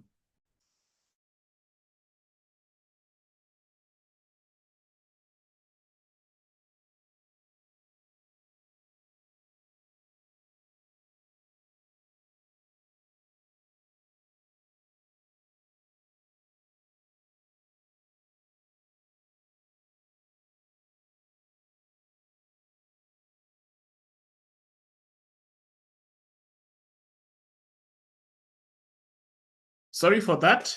Sorry for that. The exams are going to be held next year, either during the holidays or during the half term. Fees remain as usual. The revised fees are now for newer cohorts, so fees will remain as usual. Graduation will be before June 2026. Graduation will be before June 2026. Some of us joined in August. Will you be doing exams in February? Yes, you shall be doing exams. How can I get a balance or a newsletter? For those who want to get bursaries, please call our main KMI line. You will be directed to our finance team, and you shall be able to get a letter for bursary. Someone is asking about our KMI conference. Yes, we have a conference next year, ladies and gentlemen. We are accepting papers from scholars. I know some of you have masters and PhD. We have a conference next year. Go on our website, look at the conference. We have our themes there. We are going to have a very colorful conference. It's going to be an international conference. It is a chance to present your paper. It is a chance to present your paper. It is a chance to showcase your academic work. Some of you are excellent researchers. So please go to our website. Please submit an abstract. Please submit a paper. Your paper is going to be published on international journal, and your work is going to be out there. Exams are going to be before April. So exams are going to be in March during the holidays. The conference is going to be sometime next year. Please go to our website and see. We have a whole page on the conference. I'm answering the questions that you're writing on the chat. So please write on the chat. I'm just answering your questions on the chat. How can I access the previous presentations? If you log into the virtual campus, at this point, ladies and gentlemen, it is assumed that all of us should be able to log in to the virtual campus, because this is possibly the final online class that you will attend before you sit for exams. Will I be allowed to do exams before completing fees? The answer is no. Full fee payment for to sit for exams. When is the fees deadline? When we announce the exam dates, you will be expected to have cleared your fee. You are going to sit for 8 papers, ladies and gentlemen. That is from paper 1, module 1 to module 8. You will have 2 papers every day from Monday to Thursday. So 1 paper in the morning, another paper in the afternoon. Is that clear? Module 9, you will be expected to submit an action research project, which is supposed to be uploaded on the virtual campus. And the virtual campus is where you'll also be required to submit all their assignments. On the same virtual campus, if you open, we have a tab that has Kemi's past papers. So the past papers are on the virtual campus. Where will the exam be ministered? Peter Mudama, the lecturer said it's going to be in February. Today it is March. So I'm going to say this. The exams they're going to be either in February or March. We are going to announce the exam dates beforehand so that you can be able to plan. The venue for exam dates, they are going to be in a county near you. For example, if you come from Nakuru, the exam will be in Nakuru County. It is a sit-in exam, ladies and gentlemen, a physical sit-in exam. It is going to be a physical sit-in exams. The exams is not going to be done online, so please note that. The exam is physical, sit-in for 4 days. You'll have to come and sit in for a physical exam. I'm looking at the questions. Exam papers are on the virtual campus. You're having 8 papers. You will not be allowed to sit for exams. I'm trying to pay fees, but it's direct me to eCitizen platform. Yes, ladies and gentlemen, we are a government organization. All payments for all government organizations are done through eCitizen. We have a guidance on how to pay fees on our Kemi website. Please visit our website. You will see payment for new participants and payments for continuing participants. Module 5 on ICT has some challenges, especially where we are told to type from a particular website. We shall be able to check on that, Madam Betty. We shall be able to check on that. Did D12 do the exams? No, D12 are going to sit for the exams. Handwritten or laptop? The exams are going to be handwritten physical exam, no laptops, ladies and gentlemen. Josephine Sabatia, elaborate something about the journal. Kemi has an international journal. This journal accepts academic papers from all academic subjects. So if you're a budding researcher, if you want to submit a paper, please go onto our website, you will see. When is the deadline for submitting module 9? The deadline, in fact, it has since passed, but we are going to announce the new deadline. For those who are seeing group activities on the LMS, please note that all those group activities will require you to do them individually. So if you see a group activity, just attempt it individually. For those who are saying they have done so many assignments and none has been graded, all your assignments will be graded after you sit for the exam, because your assignments will form part of your final completion. So the reason why you have seen your assignment which has not been graded, it means that some have not finished. So we usually give time. When we sit for exams, everything will be graded. The exams are going to be done within the counties. So Kemi usually chooses an education institution in your county, and then you're supposed to come and sit for the exam. For example, in Kakamega, for example, Kemi can use, for example, Bishop Sulmeti Girls will be an exam center. For example, in Nakuru, St. Mary's Primary Girls will become an exam center. These exams are not from NEC, Ruth Ngoko. Kemi is a professional body. The exams are from Kemi. It is not a Kemi exam. A timetable will be shared. Nairobi region. If you're in Nairobi, you're going to sit for the exam from Kemi. If you're in Kiambu, you're going to sit for the exams from Kiambu. So for those who are asking about their counties, we shall share a very comprehensive timetable on where the exams are going to be. Please note that when we use an exam center that is a school, that automatically means that the schools have to be closed. So you using your knowledge as school leaders and as educators, you're able to know the school calendar that when the exams is likely to be. So we are going to share this in good time so that you're able to plan. For those who are marking, we have some of us who are markers and they have been unable to attend both sessions. These sessions are recorded, even for yesterday's. We shall share these sessions next week. So don't worry. Even for some of us who think maybe the facilitator was too fast, you will be able to catch up with the recorded sessions. So graduation is going to be held in Nairobi. Graduation will be held in Nairobi in Kemi. So you are going to come, we will give you a gown, we shall call your name out, and we shall have 3 categories. There are those who will have distinction, there are those who will have credit, then those who will have pass. So take your time and prepare for the exam.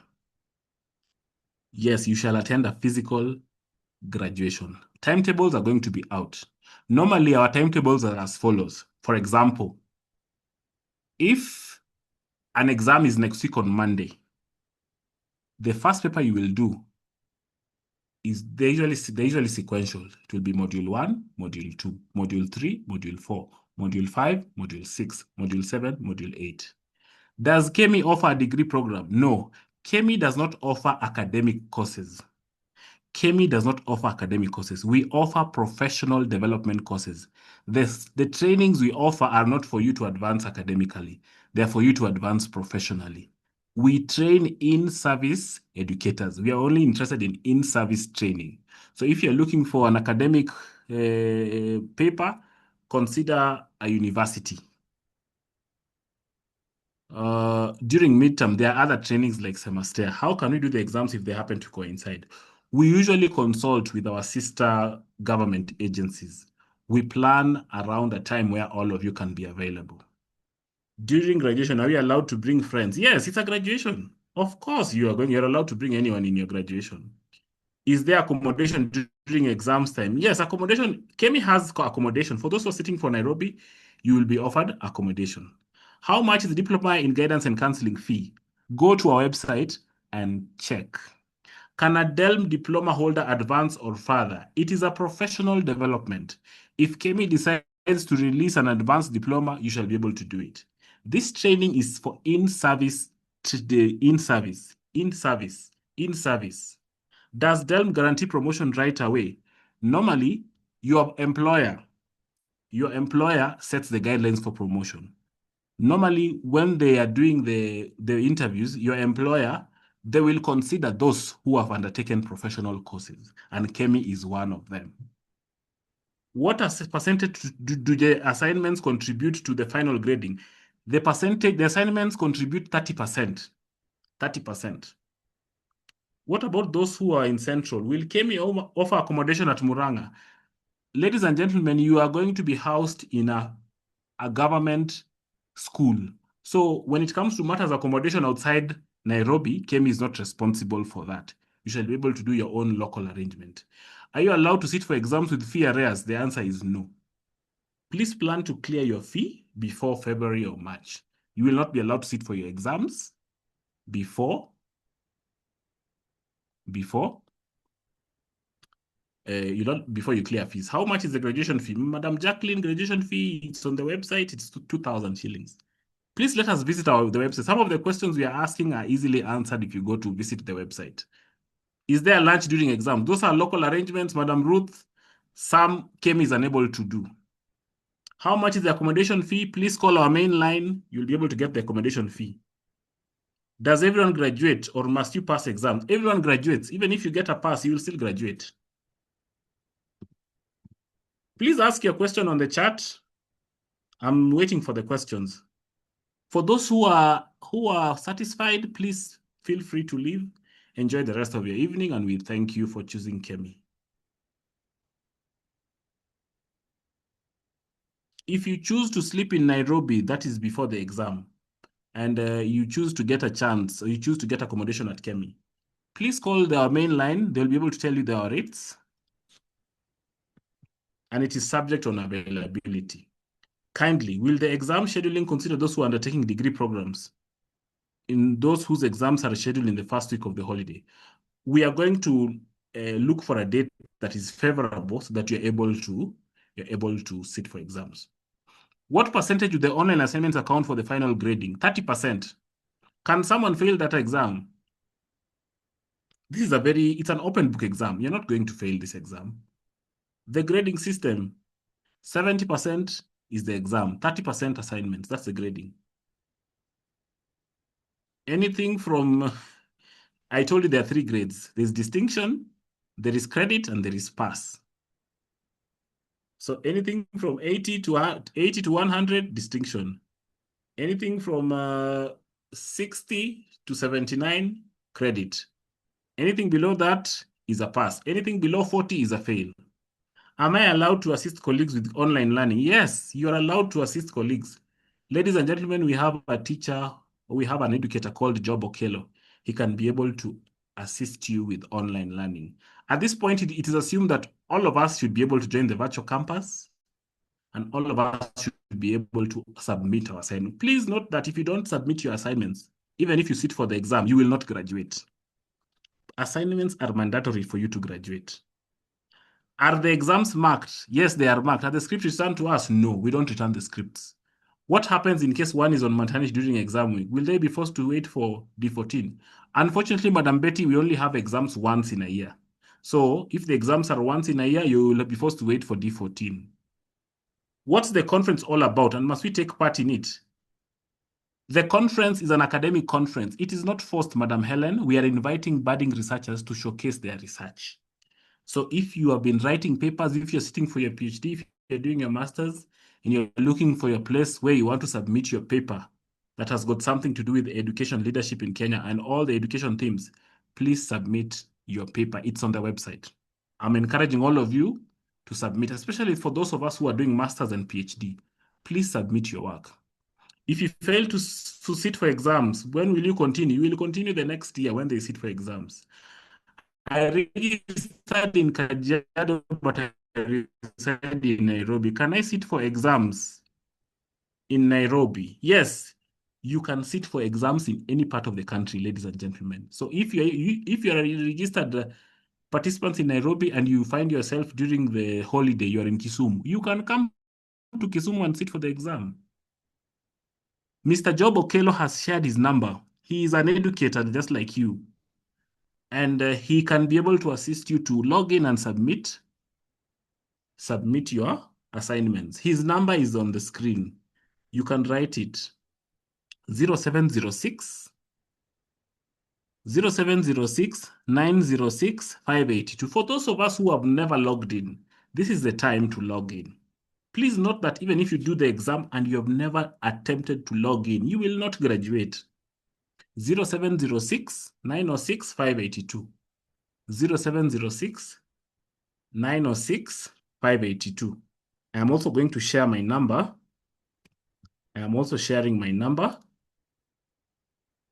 I am also sharing my number that you can be able to, you can also be able to reach out to me on WhatsApp. We have a very dedicated WhatsApp. We have 3, I'm sharing my number and 3 of my colleagues. You can also reach out to me. My number is 0788 635 569.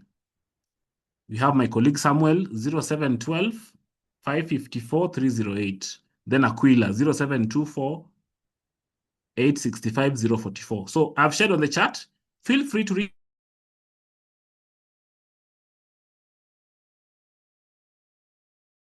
out to any of us. Text us, we shall ease. I'm looking at your questions. I am looking at your questions to see how I can assist you. When's the deadline for submitting all the modules? By the time you sit for exams, let me make it clear. By the time you sit for exams, you are expected to have finished everything and you just sit for exams. Can one defer? Yes, you can defer, but just know that when you register with D14, you will start afresh because the class will graduate, your account will be closed, and you will now go back to D14 as a new student, and you will pay registration fee. So you'll have to start from scratch. So please endeavor to finish. This is just a one-year course. Please endeavor to finish. Please endeavor to finish. I'm waiting to hear. The graduation will be sometime in June next year. It could be in May or June. It will be before June. And it will be done on a day where all of you are available to attend the graduation. Please ask your question on the chat. Ask your question. What about fees one has paid after deferring? Yes, you will still have your fee, but what happens if you defer? For example, if I had paid 30,000 and I have deferred, next year I am going to pay afresh 1,000 plus the 30, and I continue, and I'll be expected to clear. Now, this is the catch, ladies and gentlemen. If, for example, I paid 30,000, then next year the fee increases to 70,000. You will still be expected to pay the minus. So that's why I'm saying it is good to finish. It is good to finish. Will we see marks for the assignments before exams? When the assessment will be done, it will be done. You'll be able to see what you have scored. Because at the end, you will get a transcript and a certificate showing what you scored in every paper. It will be showing what you scored in every paper. Is there a retake? We have never had a retake. We have never had a retake. All our participants in Kenya are very bright. If you fail a module, what happens? People don't fail professional exams. We don't have such cases. I'm waiting for your questions. For those of us who are okay, feel free to leave.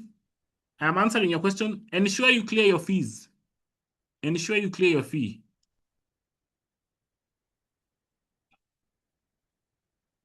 Ensure you clear. Are assignments handwritten? No. There is no handwritten assignment. All assignments must be typed work that are uploaded on the virtual campus. We are not going to accept handwritten assignments. The reason why we are moving to the learning management system is that because we are doing away with this handwritten assignments. This is not a university. We are a professional institution. We do not accept handwritten assignments. If you are unable to type, you can go to a cyber, and you can also be able to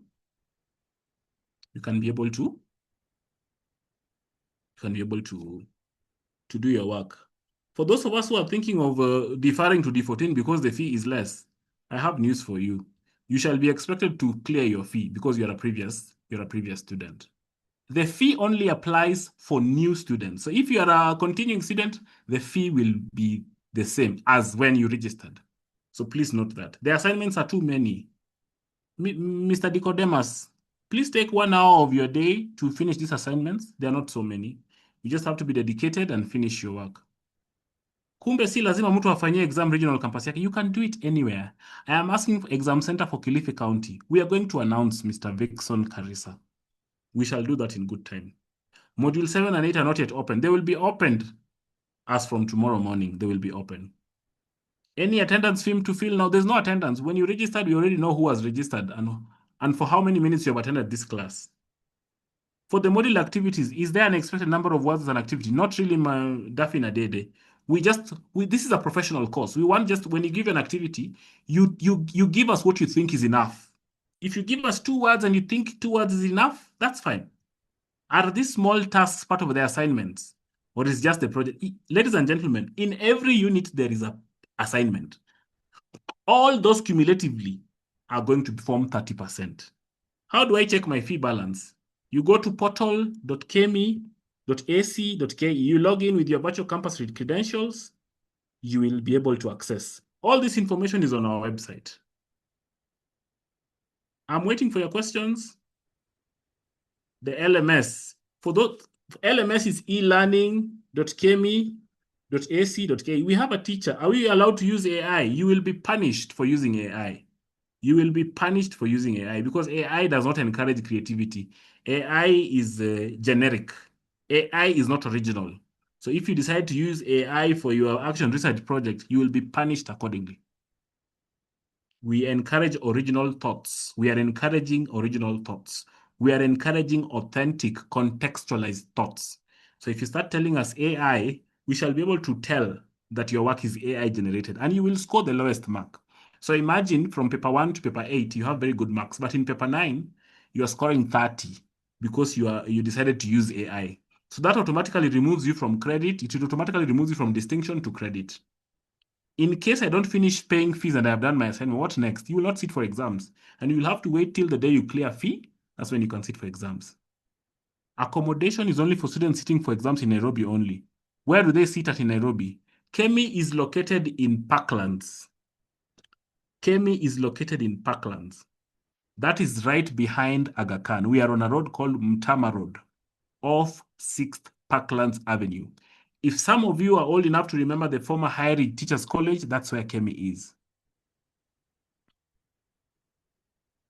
I am still looking at your comments and your question. Were there classes in November? No, they were not. I'm still waiting for your questions. Please, if you need to write these things down, please do. I've shared my number and my colleague's number. For those who are done, feel free to leave. We'll see you on the other side. I would like to end this at 8 o'clock. By the way, part of the comments after submitting, you can say anything. Any support like meals during exams? During exams, ladies and gentlemen, it's a local arrangement. Carry a bottle of water, carry juice, carry food for yourself. I mean, during exam period, there's so much going on. I don't think we will have to start engaging ourselves in feeding arrangements. I mean, you can eat well. You can have very nice breakfast in the morning. And then you come and the whole day you just drink water. You don't need to think about food. So think about the paper. Don't think about food. You can eat later. I'm sharing my number. Just ask your exams. Just ask your questions.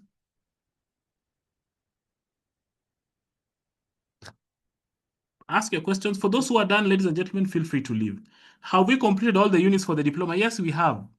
We have completed all the units. Now you should be finishing your assignments, paying fees, and waiting for the exams. My action research is 29 MB, while the system only accepts 2 MB. Mr. Joseph Owiti, what you do, I am suspecting that you have uploaded very large photos. Go to a cyber near you, ask the cyber attendant to compress your photos so that the presentation is very small. Are there food chains around Kemi where we can eat? Yes, Madam Alice, food is going to be there. There will be food. When does D14 start? D14 starts next year. During exam time, are you supposed to write or online? Exams are going to be physical, paper and pen. Paper and pen, no online. Can we do our daily assignments using research from Google? Yes, you can, Madam Helen. Yes, you can. We encourage you to use Google. At the same time, we encourage you to use original thoughts. Use your own thoughts. Don't use AI. Don't copy-paste. If you copy-paste, we shall punish you heavily. We shall punish you heavily. So, ladies and gentlemen, as I conclude, pay fees, clear your assignments, wait for the exams, and read up. Read up, read up. We encourage you to read up for your exams. We would not like you to be in an exam room and you're presenting a paper that is, we have given you a whole booklet and you end up doing the exams with four leaves. You will score very poorly. So we encourage you to read up, read up. If we ask you, if you present for you a question on a case that requires guidance and counseling, we require you to give us a nice narration, at least 2 pages. What is the pass mark for one to graduate?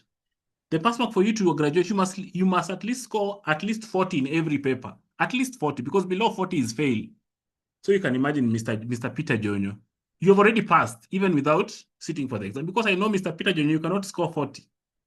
You can't score 40. If you defer, will you have to do the assignments? Yes.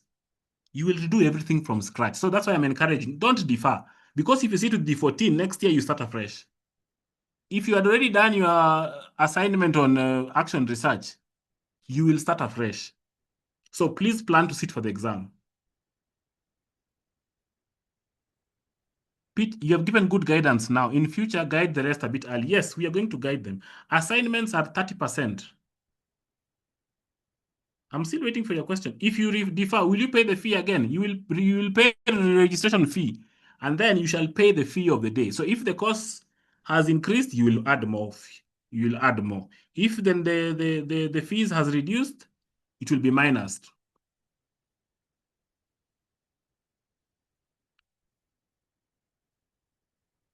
I'm still waiting for your questions.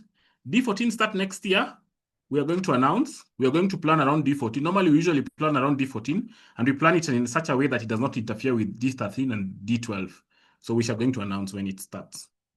Kitui County, where is the venue? We shall announce in good time. Mr. Daphne, I am just thinking that when you're saying you would like to refer a friend, I hope it's not you that you're saying you would like to refer yourself by deferring. We had a circular of fee deduction. Was it legit? Yes, it was legit. It's even on our website. The circular is on the new cohort. Exams is on February or April. We are going to announce that in January. So you will plan, Mr. Langat. I think we are done, ladies and gentlemen. Most of your questions have been answered. Do you allow lactating mamas? Yes, you can even come with your child. Please come with your child. For those who have children, who have small children, come with your children. We shall come with someone. We shall be able to accommodate you. We even allow diabetics. You will sit for the exams.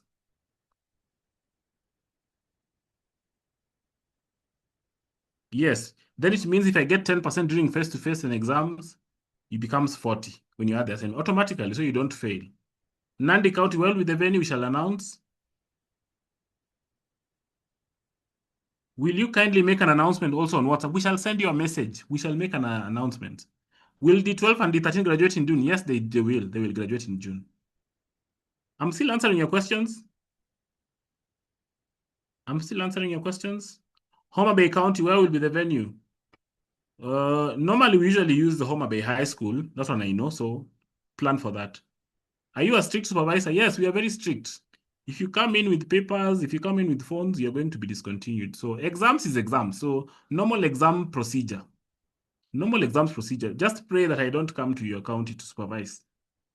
It will be very shameful for someone who was my high school teacher and then I found them with a smartphone during exams. Kisumu County, normally we usually use Kasagam Secondary School, so plan around that. Makueni County, normally, I'm not so sure. We'll have to confirm. Some of the counties, depending on the numbers, some of the counties we usually merge, depending on the counties. Kajiado County, you're going to sit for it in Kemi. So for Kajiado, Kiambu, and Nairobi, you will sit for exam in Kemi. Kilifi, the coastal counties, normally we do them in Mombasa. Kisii County, we usually do it in Kisii High School. Meru County, Meru School, if I'm not wrong, but the venue might change. Sometimes they change. Kirinyaga, normally, we usually combine with Muranga and Nyeri, so most likely they'll be in one venue. Exams will be before April. So, exams will be before April. Graduation is June. Deadline for prepayment is the day you sit for exams. If the exams are scheduled on February, what will we do since majority of us are teachers? We'll be working as usual. The exams are going to be scheduled on a day that you are free, not during a school day. Is June a holiday for graduation? Unfortunately, Madam Ruth Ngoko, we are not able to set holidays. If I was Kipchumba Murkomen, then I would have the leeway to set the holiday. But KEMI is just a government agency. We have no control over holiday. Bungoma, Kakamega, normally they're usually combined. So Bungoma, Kakamega, Busia, they all sit for exams at Bishop Sulmeti Girls. Kericho, Bomet, Kaplong Boys or Kaplong Girls. Machakos Academy, Machakos School. Vihiga, same thing, Bishop Sulmeti. Siaya, normally they usually combine with the Kisumu, so Kasagam. Tana River, they go to Mombasa. Trans Nzoia, they usually combined with Bungoma and Kakamega, so that is Bishop Sulmeti. Tana River, Kisumu, that is Mombasa. If I come from Kisumu, can I sit for exam in Kericho? Yes, you can. Syokimau, you sit for exams. You can go to Kemi or you can sit for it in Machakos. Turkana County, I'm not so sure the venue will be announced. 4 days for exams. Nyeri County, it will either be Nyeri, Muranga, or Kirinyaga. So plan around that. Plan around that. Garissa County, normally we do it in Garissa. So it will be in Garissa. Maybe Garissa High School. Narok County, they go to Kaplong. That is in Bomet. Or if you're near Nairobi, you can come to Kemi. I would like to end this session. West Pokot, we will plan. We will announce. It will be somewhere. We'll announce. I would like to end this. Thank you very much for joining us. Feel free to reach out. Kemi accommodation is free. No, it is not. I mean, if everything was free, we would be out of business, Madam Alice, right? Accommodation is not free. Go to our website and see the accommodation, or you can call tomorrow and you'll be able to find the accommodation rates. They are very cheap for Nairobi standard, so it will be affordable for you. So if you want accommodation in Kemi, just call beforehand and book. You shall be able to book. I would like to end this unless there's another pressing issue. Unless there's a very pressing issue that I have not answered. So I have 3 things for you, ladies and gentlemen, as we end. Graduation will be physical. Pay fees, complete your assignments, and plan for exams. 3 things. Pay fees, complete your assignments, and plan for exams. Those are the things I will leave you with. We are still on the WhatsApp groups. Reach out to us if you're having any challenges, clarifications. The exams usually start at 9 o'clock and end at 11 o'clock. Then the afternoon paper starts at 2 and ends at 4. So plan around that. Do you give a kofia? It is just a gown. It is a full gown. Kofia hiyo hatupatiani Miss Galgalo. It is a full gown with a kofia. What other question do we have here? I don't think we have any other question. I've left my number here. Please send me a message. I will assign. All assignments must be done 100%, Mr. Peter. If you get 90, you will score 90. You automatically lose 10%. My answers are the same as those in AI. What do we do? Redo the answers, Madam Kirote. Write them using your own words. The moment we see big English in your assignments, you know you have used AI and you're going to score very poorly. I don't see any other question. Reach out to us. Send us a message on WhatsApp. Pay fees, do assignments, prepare for exams. If you pay fees but you don't do assignments, you will not graduate. If you sit for exam, if you don't do assignments and you pay fees, you will not. If you pay fees and you sit for exams without doing the assignments, you will not graduate. Time for the exam, it will be next year. We shall announce. If you have used AI, in your work, go back and redo it. AI is supposed to guide you, but if you copy paste, you will score poorly. Thank you very much, ladies and gentlemen. I know I have spoken for so many minutes, but I thought it was important that we have this session so that we can clarify the expectations and we can clarify also what you expect from us. So exams are going to be physical, pen and paper. You sit down for 2 hours and you give us your best from what you learned. When are we getting results for assignments? You will get the results after the exam. Normally, if you sit for exams in April and graduation is June, when you graduate, you will get your result.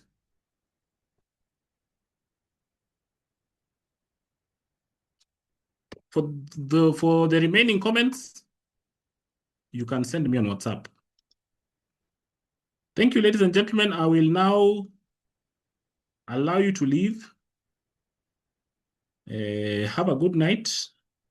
You can now unmute and say good night. Have a good night. Thank you, ladies and gentlemen. Good night. Good night. Bye. Bye-bye. Good night. Good night, Abawi. Yeah. Bye-bye. Good night. Good night. Bye. Bye.